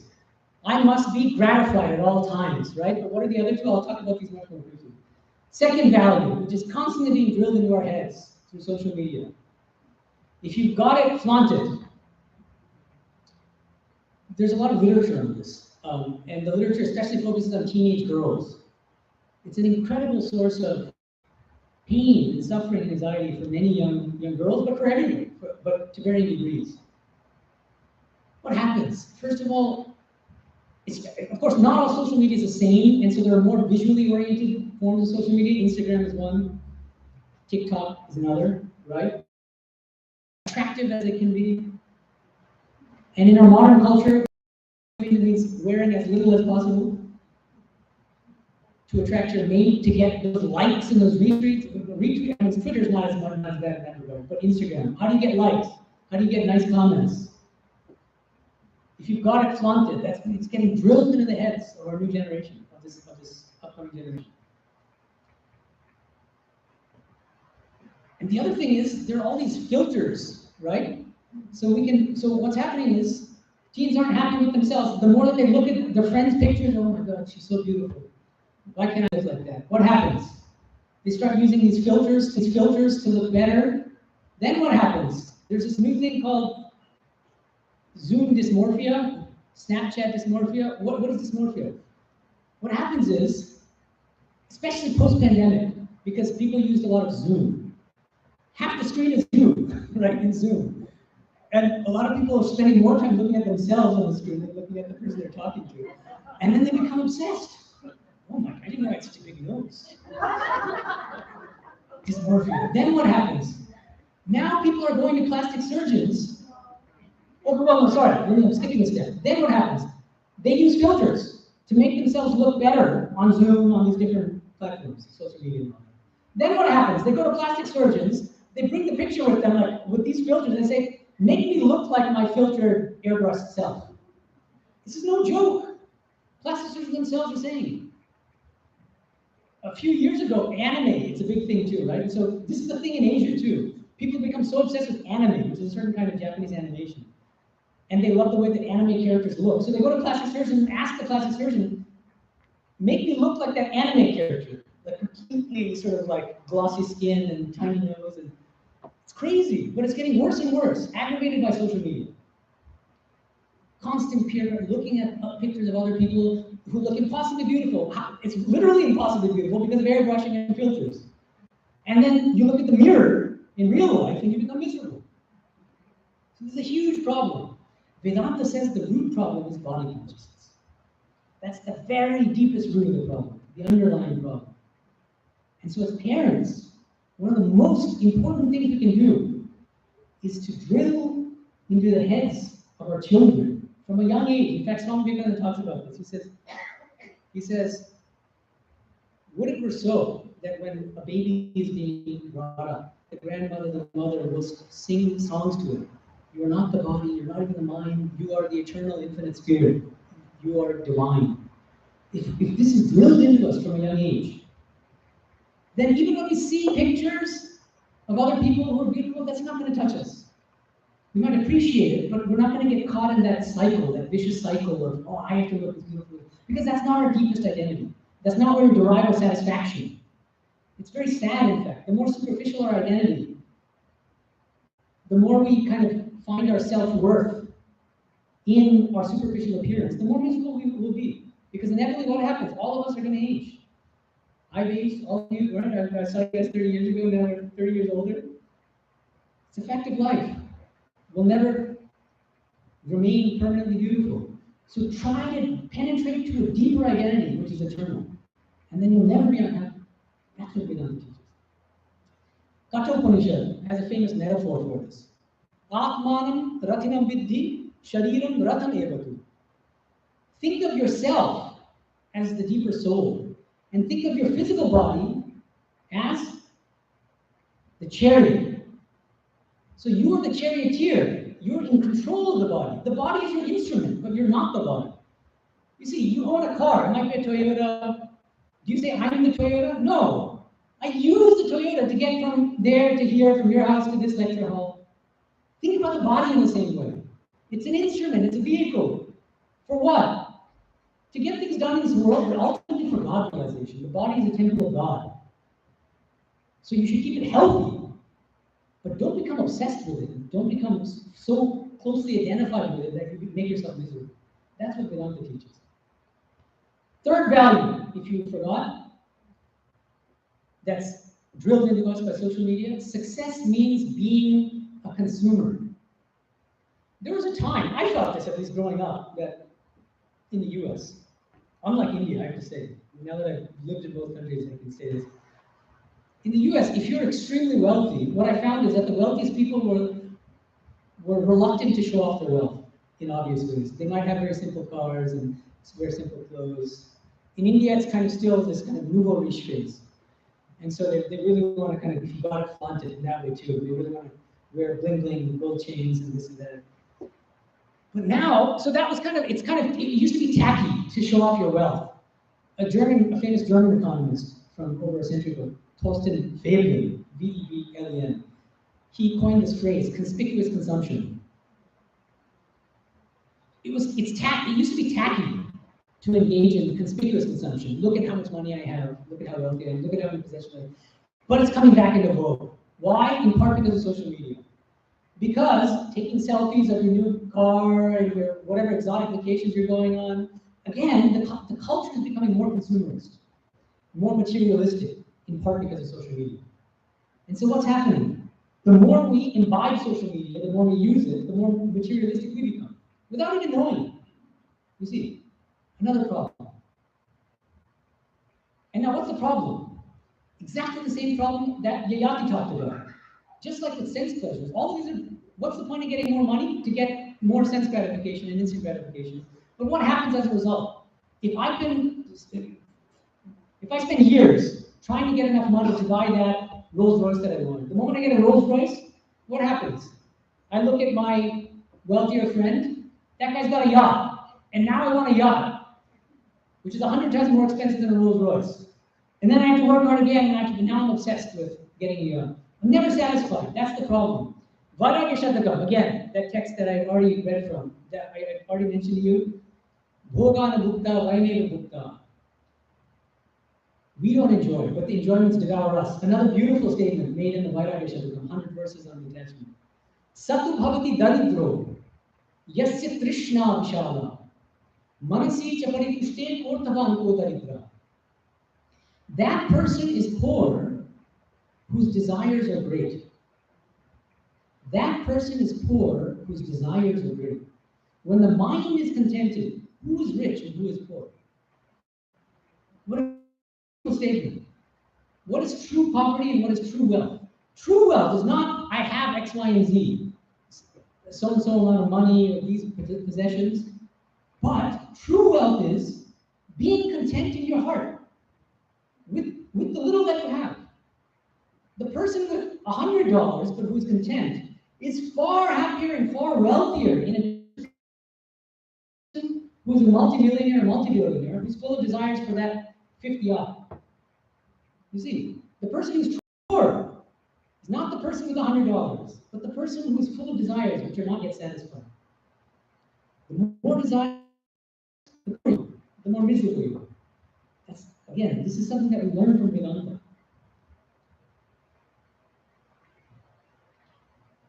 There's a lot more I can say, but I wanted to mention just one more thing, because I think it's important, and then I'll get to, because a lot of this is kind of sort of like bleak, but I want to get to the practical solutions, concrete tips on how we can mindfully use.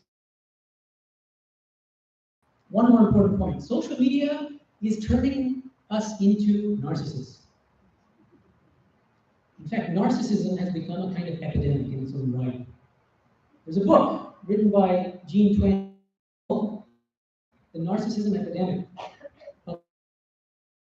MySpace and other social media sites applies very much to contemporary social media. She says, narcissists thrive on social networking sites like MySpace and Facebook. Now we can say TikTok, Instagram, Twitter. The structure of the sites rewards the skills of the narcissist, such as self-promotion, selecting flattering photographs of oneself, and having the most friends. Do any of you know, do you remember, of course, Time Magazine has the person. Anyone? Really? You. It's kind of a gimmick, but it's deep. There's a deep point behind it. You, literally in the cover. You are the person of the year. I mean, you, me, each of us is the person of the year.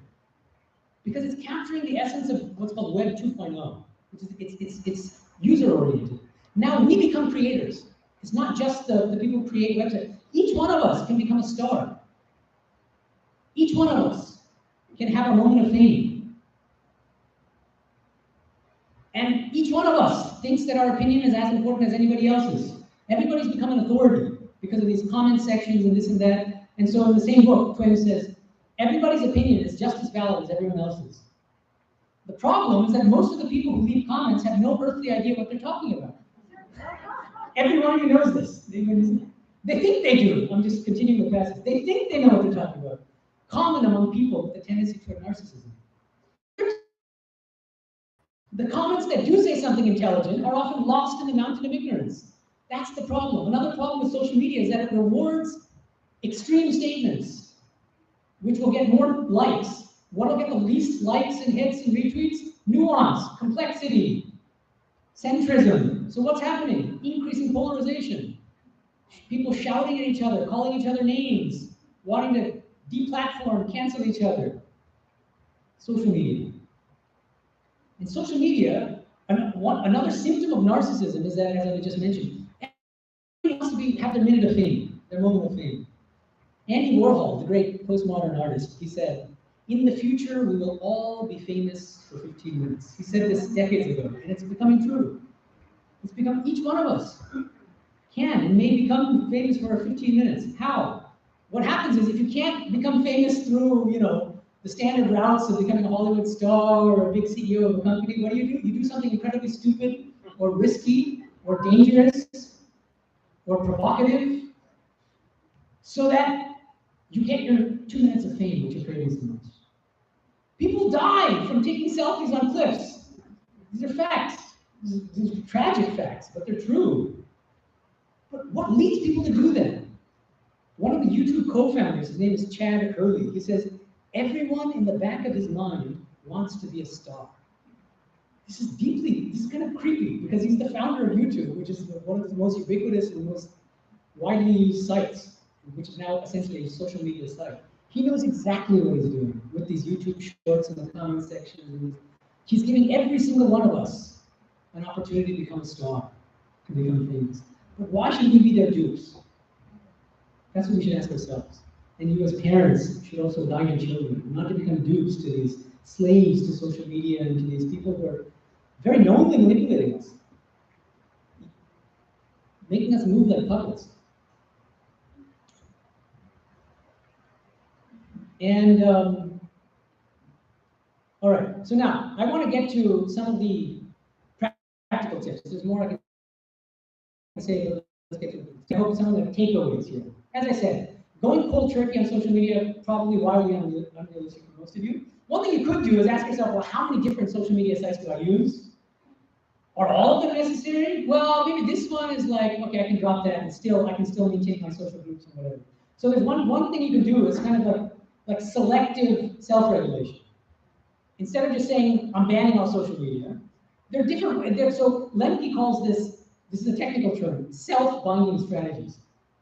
And there are different ways that you can bind yourself. And the Sanskrit term here is tapasya. That's what self-binding is really. It's a kind of austerity. It means, one part of me really wants to just go all out, go whole hog on this, but I'm going to restrain myself. I'm going to force myself to only do it in certain times of the day. That's one form of self-regulation, self-binding. Like, before bedtime, no social media, no smartphones. When I eat with my family, no smartphones. Another interesting self-binding strategy, which I think could work. See, one of the biggest problems is the combination of social media and smartphones, because a smartphone's always with us. So what if you price those two things apart? What if you say to yourself, I'm only going to use social media on my laptop or on my tablet? Suddenly, that's not quite as 24/7 as it was when, because it's literally tied to your hip, the smartphone, but not the laptop. So that's just enough. There are many different ways that you can kind of regulate yourself, but I'm just giving you some examples. What happens when we do that? This is what Lemke, as a scientist, she says, when we regulate ourselves, we go through what's called dopamine fasting. So again, you see the connections with austerity, right? Dopamine fasting. It means we're deliberately withholding dopamine surges. We could get it if we want. We can get that, we can go to that website and get another rush of dopamine, but we're choosing not to. We're restraining ourselves. Dopamine fasting. What happens? We develop inner strength. We become more sattvic, and we become better able to use social media in a helpful and mindful way. That's the important thing. And so another really useful tip is, mindfulness is all the rage, right? Some of you have probably been on mindfulness retreats. You don't have to go on a retreat in Orange. Be mindful as you're feeling the words. Same thing goes with social media use. When you're using social media, be mindful as you use it. What do I mean by that? Ask yourself, how am I using social media? How is it affecting me? Why do I value it so much? What am I getting out of it? These are questions that you should be asking yourself. It requires some introspection and honesty. That's the other thing. Another thing that we can do, another kind of self-binding strategy, is turning off notifications. Because again, if you turn off notifications, you might still have an account on Facebook or something, but every time somebody likes one of your posts, you're not going to get notified. So again, this is the kind of, I'm not quitting, I'm still involved, but I'm in charge. I'm the one at the helm here. I'm still in control of my life. And I'm not going to let the social media take over my life, rob me of concentration, rob me of my ability to lead a fulfilling life. Right? So this is another very practical, because again, with smartphones, ping, every time you get a notification, ping, ping, what happens? You can never concentrate. Another thing, which I would recommend, I've already said this, but I'm going to kind of elaborate a little bit more. Try to replace rajasika forms of happiness with sattvika forms of happiness. And I give you some concrete examples. But another thing you can do, this goes back to Bhagavad Gita.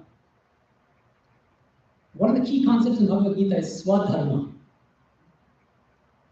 Your own law of being. You have to discover what is your own law of being, what makes you tick, what line of work best helps you cultivate your deepest strengths and talents. The first step then is self-analysis, and ask yourself, what are my greatest strengths and talents? Second, what kind of work should I engage in such that I can cultivate those strengths? And very recently, so and Bhagavan Krishna says in Gita, Swabhava niyatam karma kurvan napnoti kilvishan.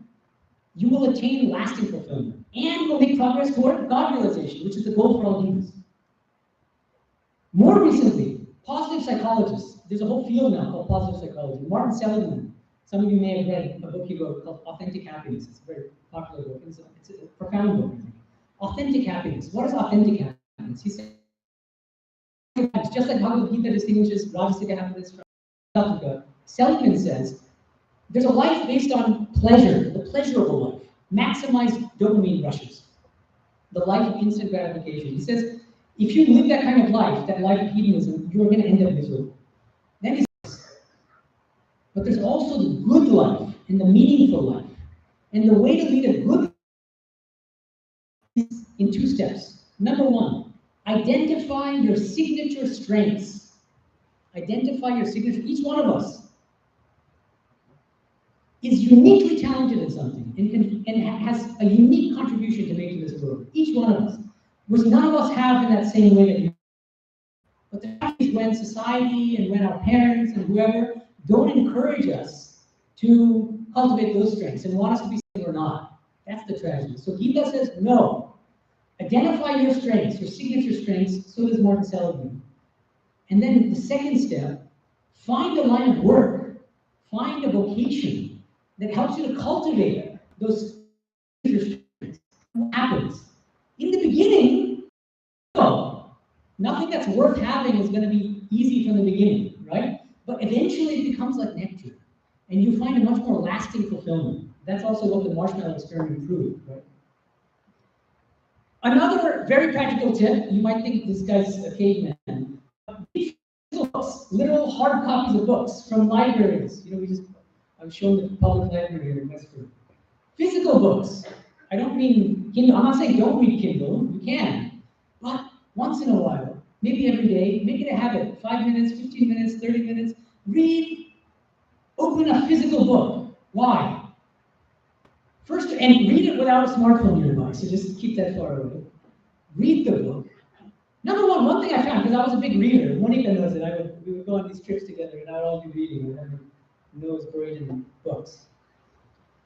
I love books, but part of the thing is, when you read with concentration, years later, one thing I found, when I remember a statement, I can even remember the place on the page, where that sentence is.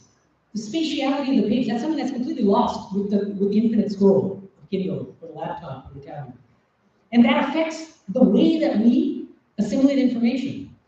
Studies have found that when students are taking notes in lectures, when people take notes, students take notes on laptops, and compared to students who are taking handwritten notes, the students who take handwritten notes assimilate more information better on exams. Same thing goes with physical books, reading physical books, as opposed to ebooks. And it helps build concentration, because that's one of the rarest commodities now in this age of instant gratification. Because as I said, distracted from distraction, every moment we're distracted by this or that or that. Reading a physical book without any distractions for a half hour, that's a massive achievement these days, and it will pay dividends. So force your kids to read physical books, that's it. Another thing, this is related, let yourself be bored once in a while. I remember when I was growing up in the day, boredom is like the worst thing possible. So what happens? Even if you're going out for 2 seconds to check your mail, you're gonna have your earbuds, whatever you call them. Earbuds, yeah. Or you have to check your phone, or this and that. Let yourself be bored, because we learn through being bored, through boredom. Ideas come, we become creative. This is Lemke, that same Lemke talking in Dopamine Nation.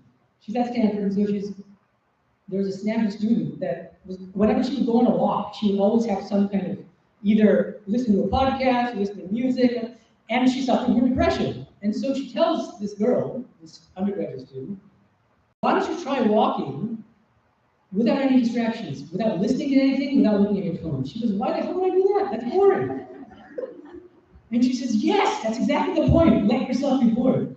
And eureka, what happens? At first, it was like painful, because she's not getting that dopamine rush that she would get when she walked for 5 minutes to campus or whatever.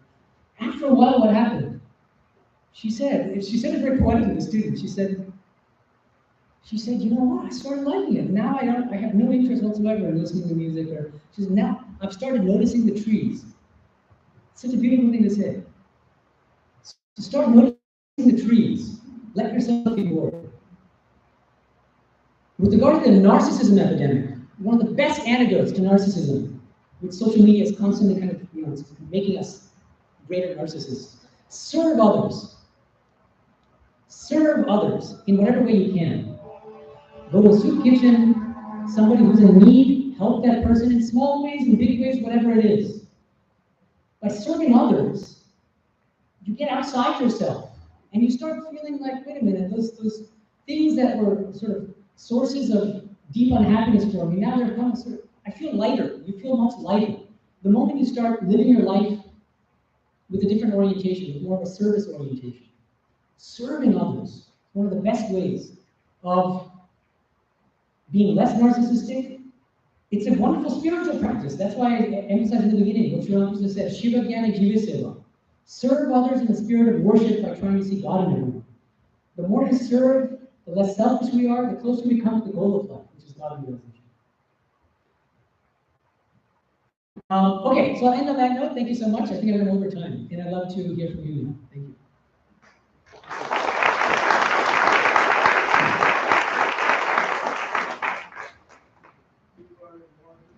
So who's going to call on? Yeah. So we should have a system where we can bring a mic so we can all hear. Oil Maharaj, thank you. Oh, okay.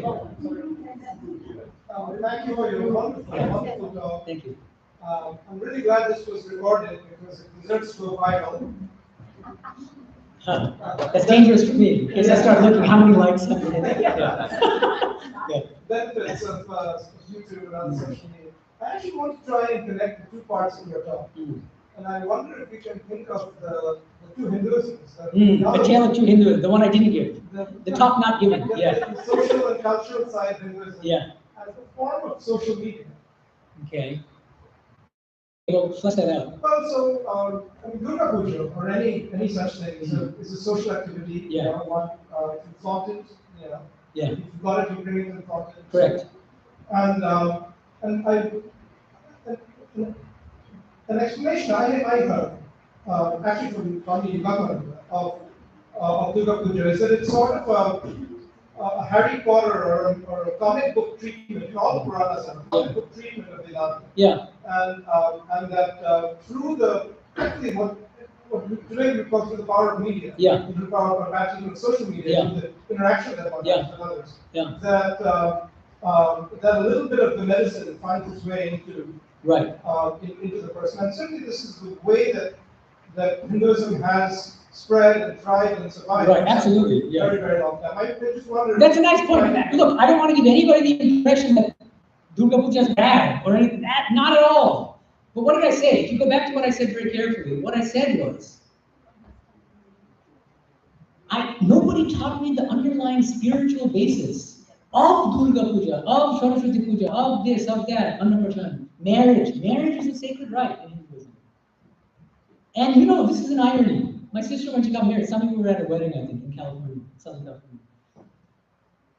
Our priest, a Hindu priest, but non-Indian, American. And I really feel it's because he was non-Indian that he had the wherewithal to do this. Before the wedding, he sent all of us a document explaining every rite that he was going to go through during the wedding ceremony.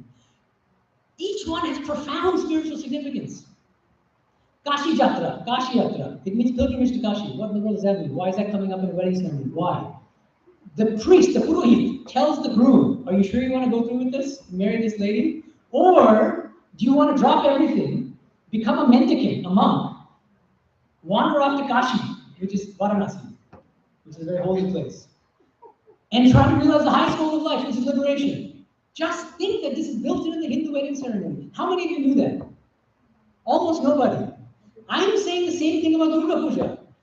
Have the priest, or have a little lecture ahead of time, ask the priest or somebody else who has a little bit of knowledge, explain what the heck are these different steps in the puja. What is prana pratishtha, this invocation of the divine in the image? Just see, I'm not condemning puja. I'm saying it's a wonderful thing. Sri Ramakrishna attained God realization through puja. But because he understood the spiritual basis of puja. The problem is when puja is done purely as a social function without the spiritual basis. That's what I'm saying is unfortunate. So to speak that this is a radical idea that you're expressing. Because Maybe. for thousands of years, the explanation has not been. I agree, sure. Uh-huh. Look, I think the same problem obtains in India. Because I just lived there. The monk in Mysore that was my head, Vivekananda, he's a trustee of the Ramakrishna Order. He's written an entire book on this because he finds it a shame. Indian parents, see the thing is, here's the problem. Hindu parents themselves don't know anything about Hinduism. And this is true not only in the diaspora, but in India. I'm glad you guys are clapping, so you're taking the right spirit, that's good.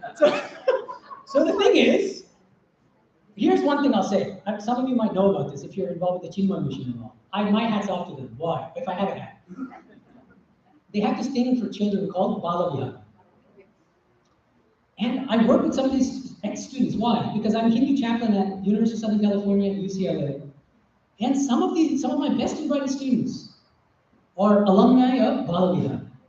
And they recite Gita verses. What is it? It's just once a week, Sunday, packed with students. And it's so systematic, so beautifully run. They have separate parents training and separate children's training. They train the parents in order to, so that they know what the heck is going on, what Hinduism is. And then the parents can teach the kids at home. And those same parents will also be teaching the kids once a week. Just like we have Bangla school, that's why my humble suggestion was, like we have a Bangla school, we have something like this, a Vedanta school. You see, it's not that it doesn't exist. Chinmay Mission has it. I personally, once, if I'm ever given a position of responsibility as a monk of our order, I would like to involve many, many devotees and make this happen and have a spiritual children's program based on our tradition, the great tradition of Vedanta, and the wonderful, inspiring lives of Sri Ramakrishna and Swami Medhananda and Holy Mother. It hasn't been done. It's a great shame. Thank you. You say Yes. Oh, please put the mic to your mouth so that you I'm know. 6 years old. Please. I would like to predict that we are going to be a modern day saint. Oh my goodness. Okay, well, that's very kind of you, but that's up to God. I don't know about that. I'm just a humble spiritual as well. Thank you. So many different subjects. It's incredible. It's really, really mind-boggling. Thank you so much. Hello, Swami. Oh yes, okay. I'm getting confused with this. Okay, so yeah, please. Tell me your name also, please. My name is Naveen, and this is the first time I attended a Vedanta talk. Oh, And I would say I am a social addict, social media addict. addict. But for the whole talk, this is the first time I have touched on the Instagram. Oh, look at that. That's a big achievement. Wonderful, thank you. I think that's a very great compliment. It's very hard for me to reach my bag. Because no one, my hand is doing it. Ah, see? It's very hard. That's a self-binding strategy right there. That's good. See, that means you're already a spiritual aspirant. Wonderful. So I have two questions. Yeah. I think one you have answered, send your kids to the Bhagavad. Send your kids what? Send your kids to the Bhagavad. Oh no, well yeah, I mean yeah. I think that's a model example of a children's program that's focused on spiritual Hinduism. Yeah. That's the rule. Yeah, absolutely. Yeah. Just you. I just take it. Yeah. But I want to hear this from you, the answer. So my kid, he learns Bhagavad Gita from his grandparents. And he's learning it from 6 years old. He's now 8. And he likes Sri Rama every day. How much ever he gets concentration, he sits and writes Sri Rama every day. Your child. Yes. Yeah. It's called Likhita Japa. Yes. Yeah. So he never asked any question when he was 6 and 7. When he turned 8, he started asking me question. Why do I write Sri Rama Right. every day? Why do I take a bath and immediately why you are asking me to go to prayer room Right. Yeah. to do that? Yeah. Why is dad doing? Why is dad doing everybody? Yeah. Why is he doing? These are good questions. I had the same questions and nobody could answer them, unfortunately. Yeah. Why do I need to read Gita every day? Right. These Yeah. questions are Yeah. asking. Good. I have answered Good for him, it. yeah. I have answered it. I think I have, Hmm. but I don't think I did. I see. From his perspective. Um, so I told him that it increases your focus, it Yeah. makes you stabilize, Right. it makes you all kinds of answers. Sure. I think I didn't answer to an 8-year-old. I think I'm answering my answers that this is to an adult or maybe a teenager. I see. Right. I don't know how to answer them Yeah. to an 8-year-old. Right. So I'm looking for an answer from an 8-year-old. Right. Yeah, every 8-year-old's different, so I'd have to meet your son and then see, whether. But for young children, one of the simplest things you can do is God is your own mother, your own father. So what can be great? Just as I am your mother, God is all of our mothers. By taking her name, you're taking refuge in mother, and you're teaching bhakti to children is actually, I think, a very valuable thing. So Yeah. tell him that that's the parents of parents. Yes, he's the universal parent. And I have another question. Yeah. Yes, Africa, you said adopts Africa life. Yeah. Africa living. Yeah. And not a rajasic, Raju. Yeah, try to be more sattvic and less rajasic. Yeah, correct. And less tamasic. Yeah. So in this world now, in this current situation, if you be too Satvika, doesn't the other people take advantage of you? Yeah, so there's an incident in Sri Ramakrishna's life when one of his disciples, I think it was Yoganandaji, don't quote me, I think it was Yoganandaji. Sri Ramakrishna asked him one day in Kolkata to go out and buy a nice pan or pot and then come back. So he goes, he buys the pot. Sri Ramakrishna said, let me see the pot. He sees there's a crack in it. He says, what is this? There's a crack in the pot. I told you to buy a nice pot and you got it. Then he said, oh, I didn't ask. I didn't look into the details because the store owner seemed so simple and I trusted him.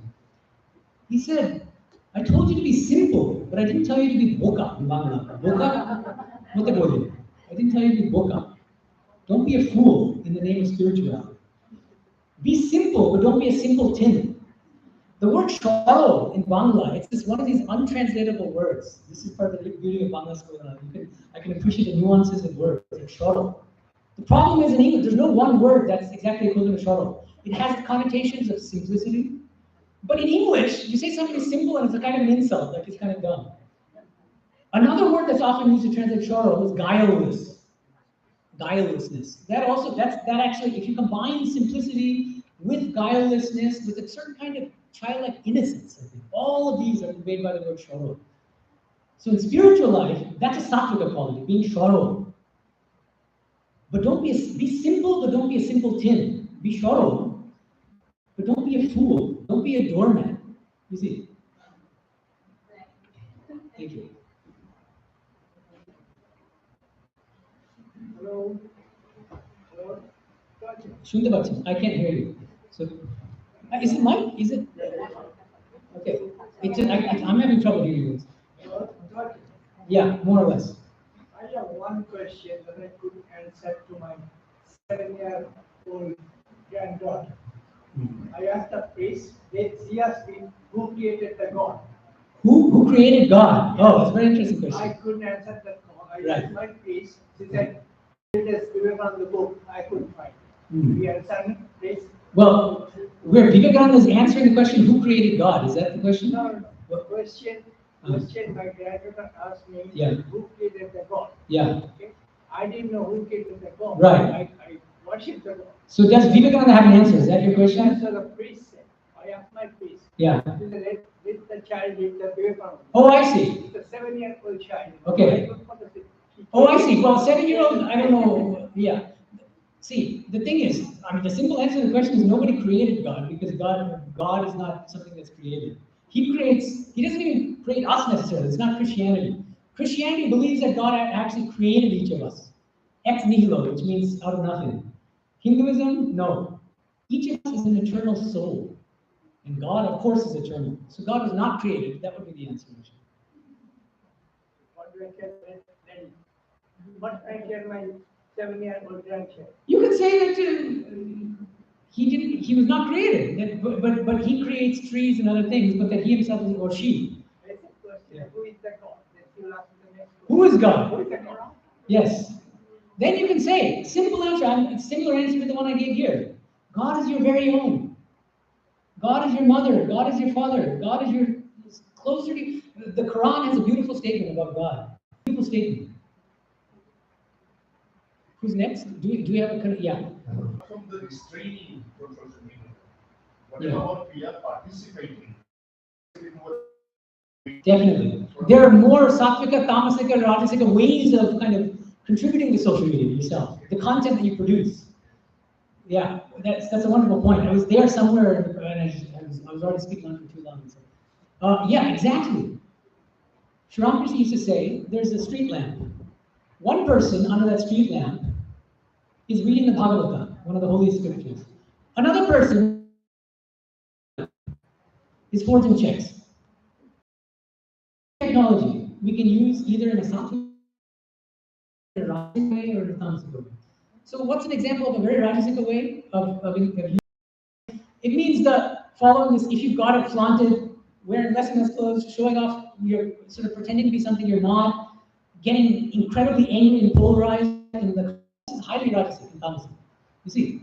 But when you use YouTube, what kind of videos are you watching? That's what mindfully using YouTube is. What kind of videos are you watching? Just go to your history and you'll see. You might be horrified. Well, what do you spend most of your time doing? You know? Are you watching spiritual lectures by monks or by the great souls? What are you spending your time doing? So there's so many different ways of using the same technology. Yes, thank you. That's a very good point. Appreciate it. Yes. My name is Rajni Sagar, and truly an amazing lecture today. So thank you so much. I'm also an addict. I watch Swami Medhananda's lecture all the time. Oh, yeah. So I have to be clear. I saw that you're a chaplain at UCLA and USC. I wanted to ask you. It seems like the young people today.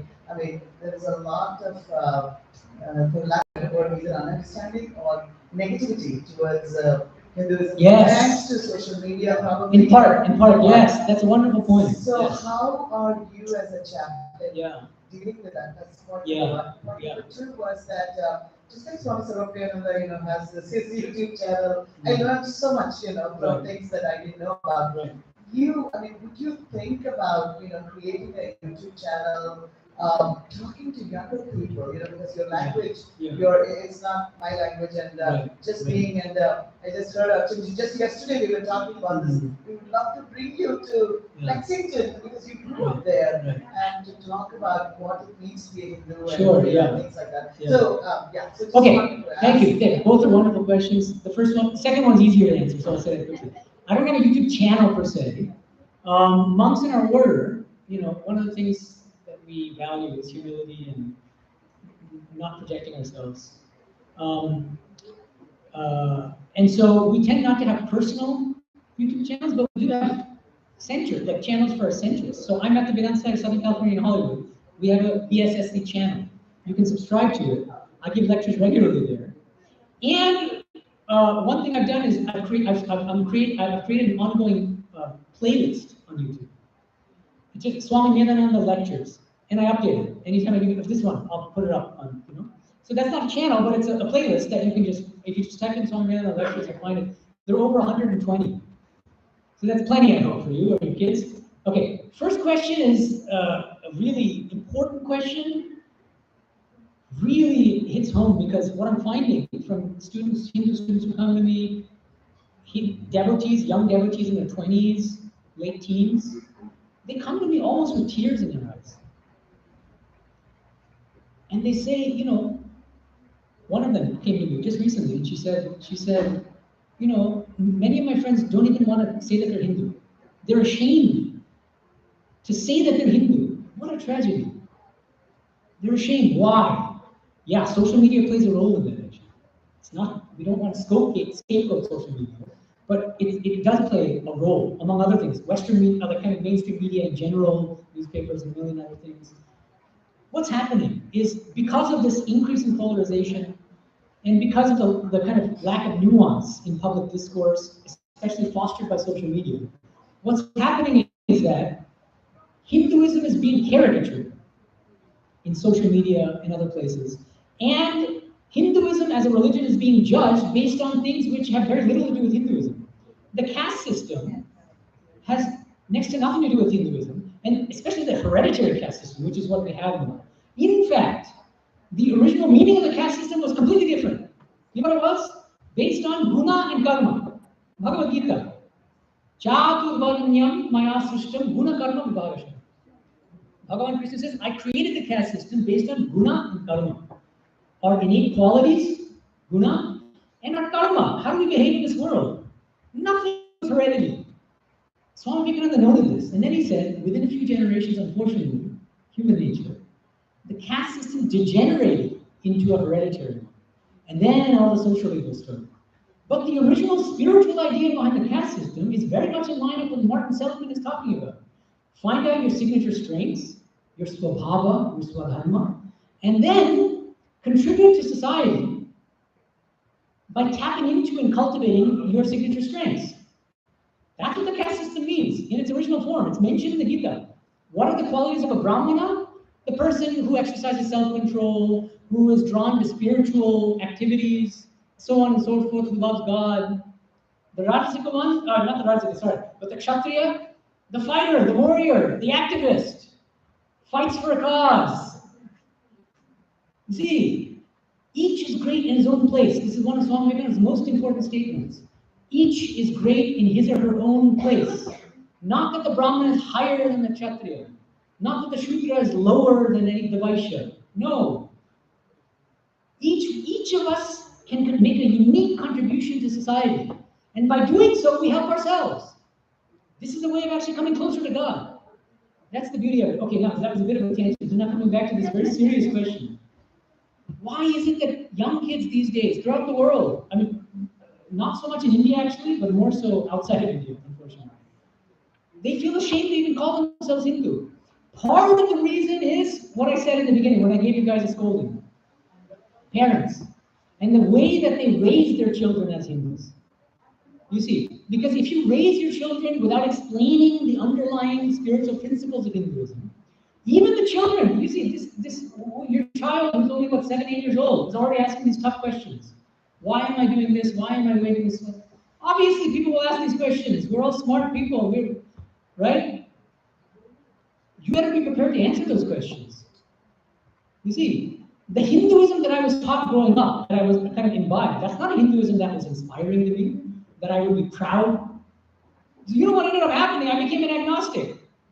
Abhyavadi in Bangla. I'm not joking. Age 8, maybe, I realized, like, what the heck is this that I'm doing? And I didn't even like the idea of being born into Hinduism. That didn't make sense to me. And what the heck is Hinduism? I'm just going to eating khichdi and doing this. And that's all it was. This is not inspiring. You see, but it's the parents' responsibility to teach their children what true Hinduism is, what a priceless treasure Hinduism is. Universal love taught in Hinduism. And we embrace all people of all faiths. That is the most liberal of all religions. You see, and instead what happens is because of Western media and mainstream media and social media, Modi is like Trump, and Hinduism teaches a caste system, and these idiotic things. It's our responsibility as parents to highlight the great aspects of Hinduism, to counteract the kind of mainstream narrative about what Hinduism is. Each one of you has that responsibility. Are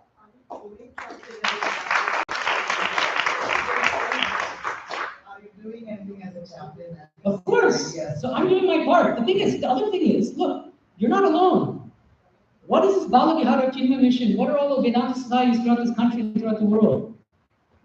Come, talk to monks, attend our talks, learn about what Hinduism really is at its core. Then impart that information, that wisdom to your children.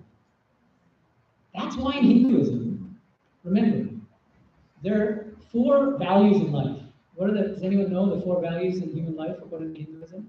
Some of you should know this. It begins with Dharma. Very good. Dharma, Artha, Kama, Moksha. Every single Hindu, if you're a real Hindu, should accept that the goal of life, First of all, that all life should be grounded in dharma, ethical living.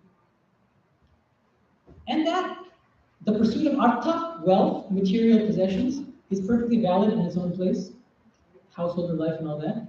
Kama, yes. The kind of self-disciplined fulfillment of worldly desires, kama, also acceptable within Hinduism.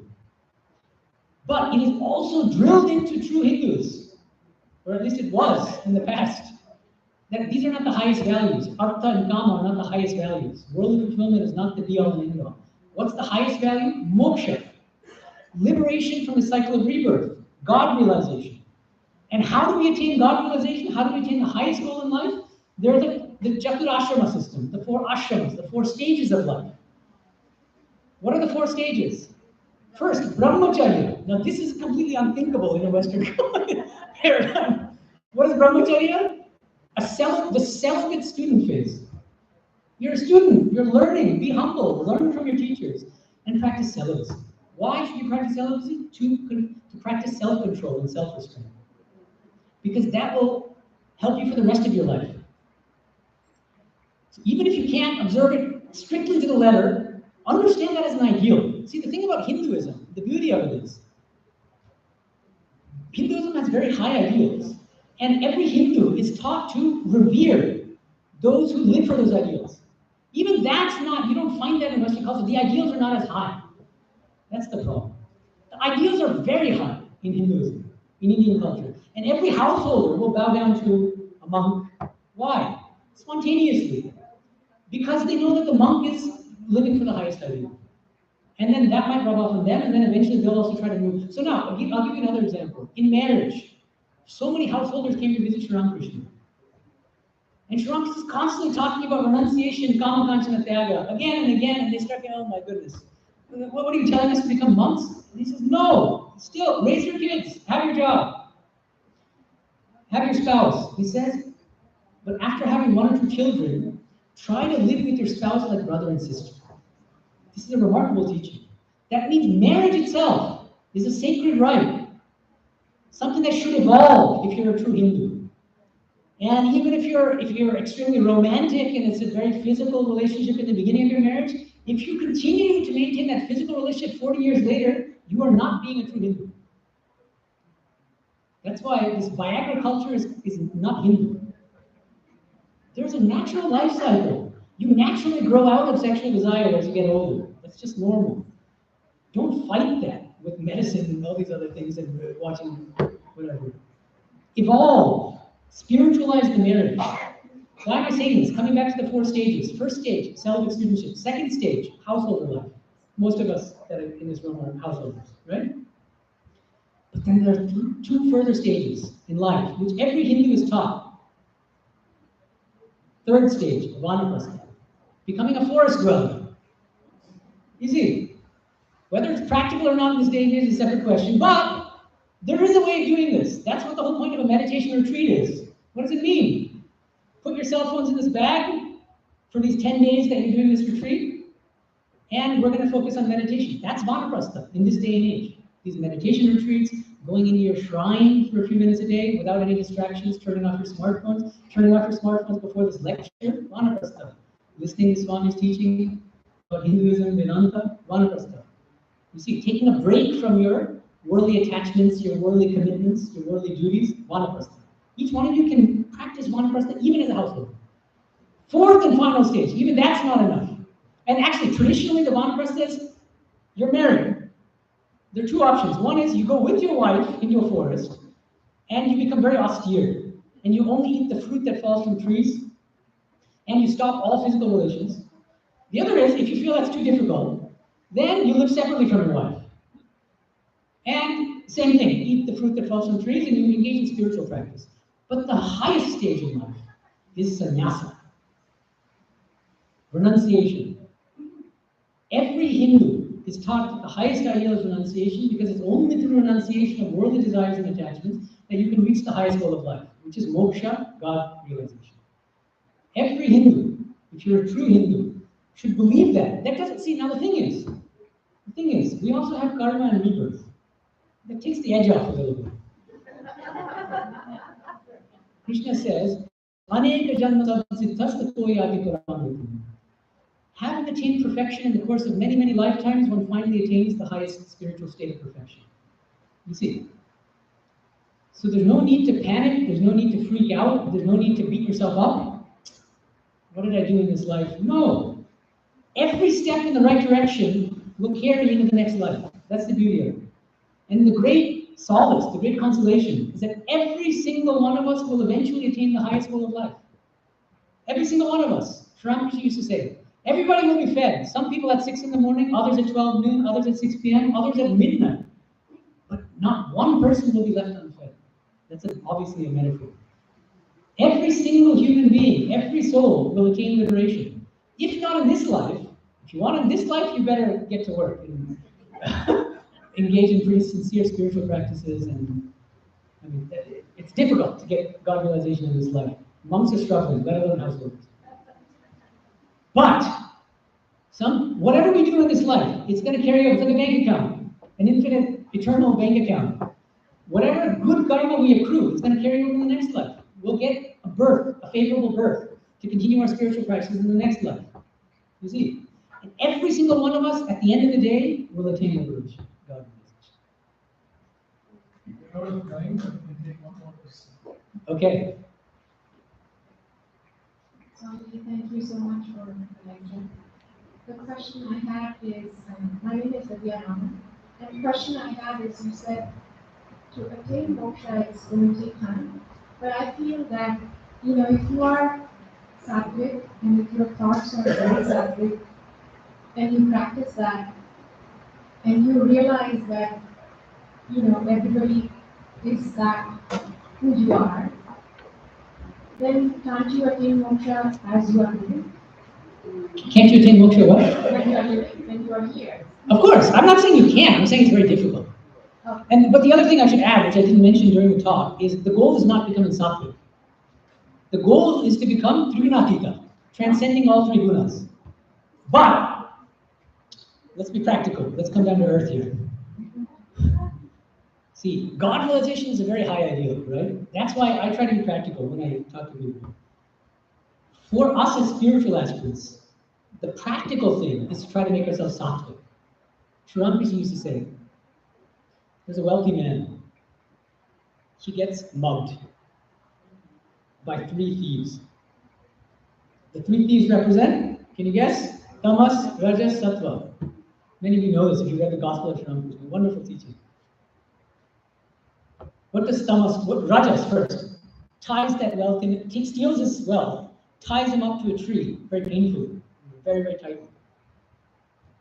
Tamasika, thief, says, why just tie him? Let's slit his throat. Who needs him? We've gotten what we needed, let's kill him. Third thief hears this, says nothing, walks away with the other 2 thieves, but goes in a different direction. Secretly comes back to the poor gentleman who was mugged. He says, oh, I'm so sorry. Let me untie him. Unties, unbinds him. Are you okay? Are you hurting? He says, come, please. Takes him gently by the hand. And he points in this direction and says, now walk in that direction and you'll reach your destination.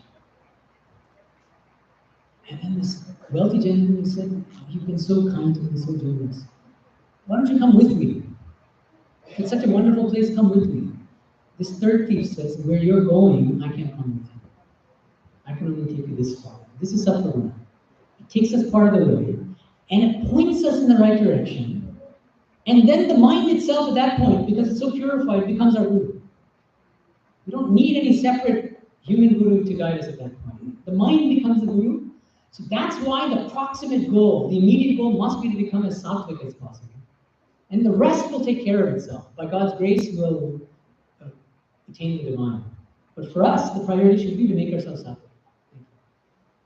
Okay, thank you so much. This is wonderful.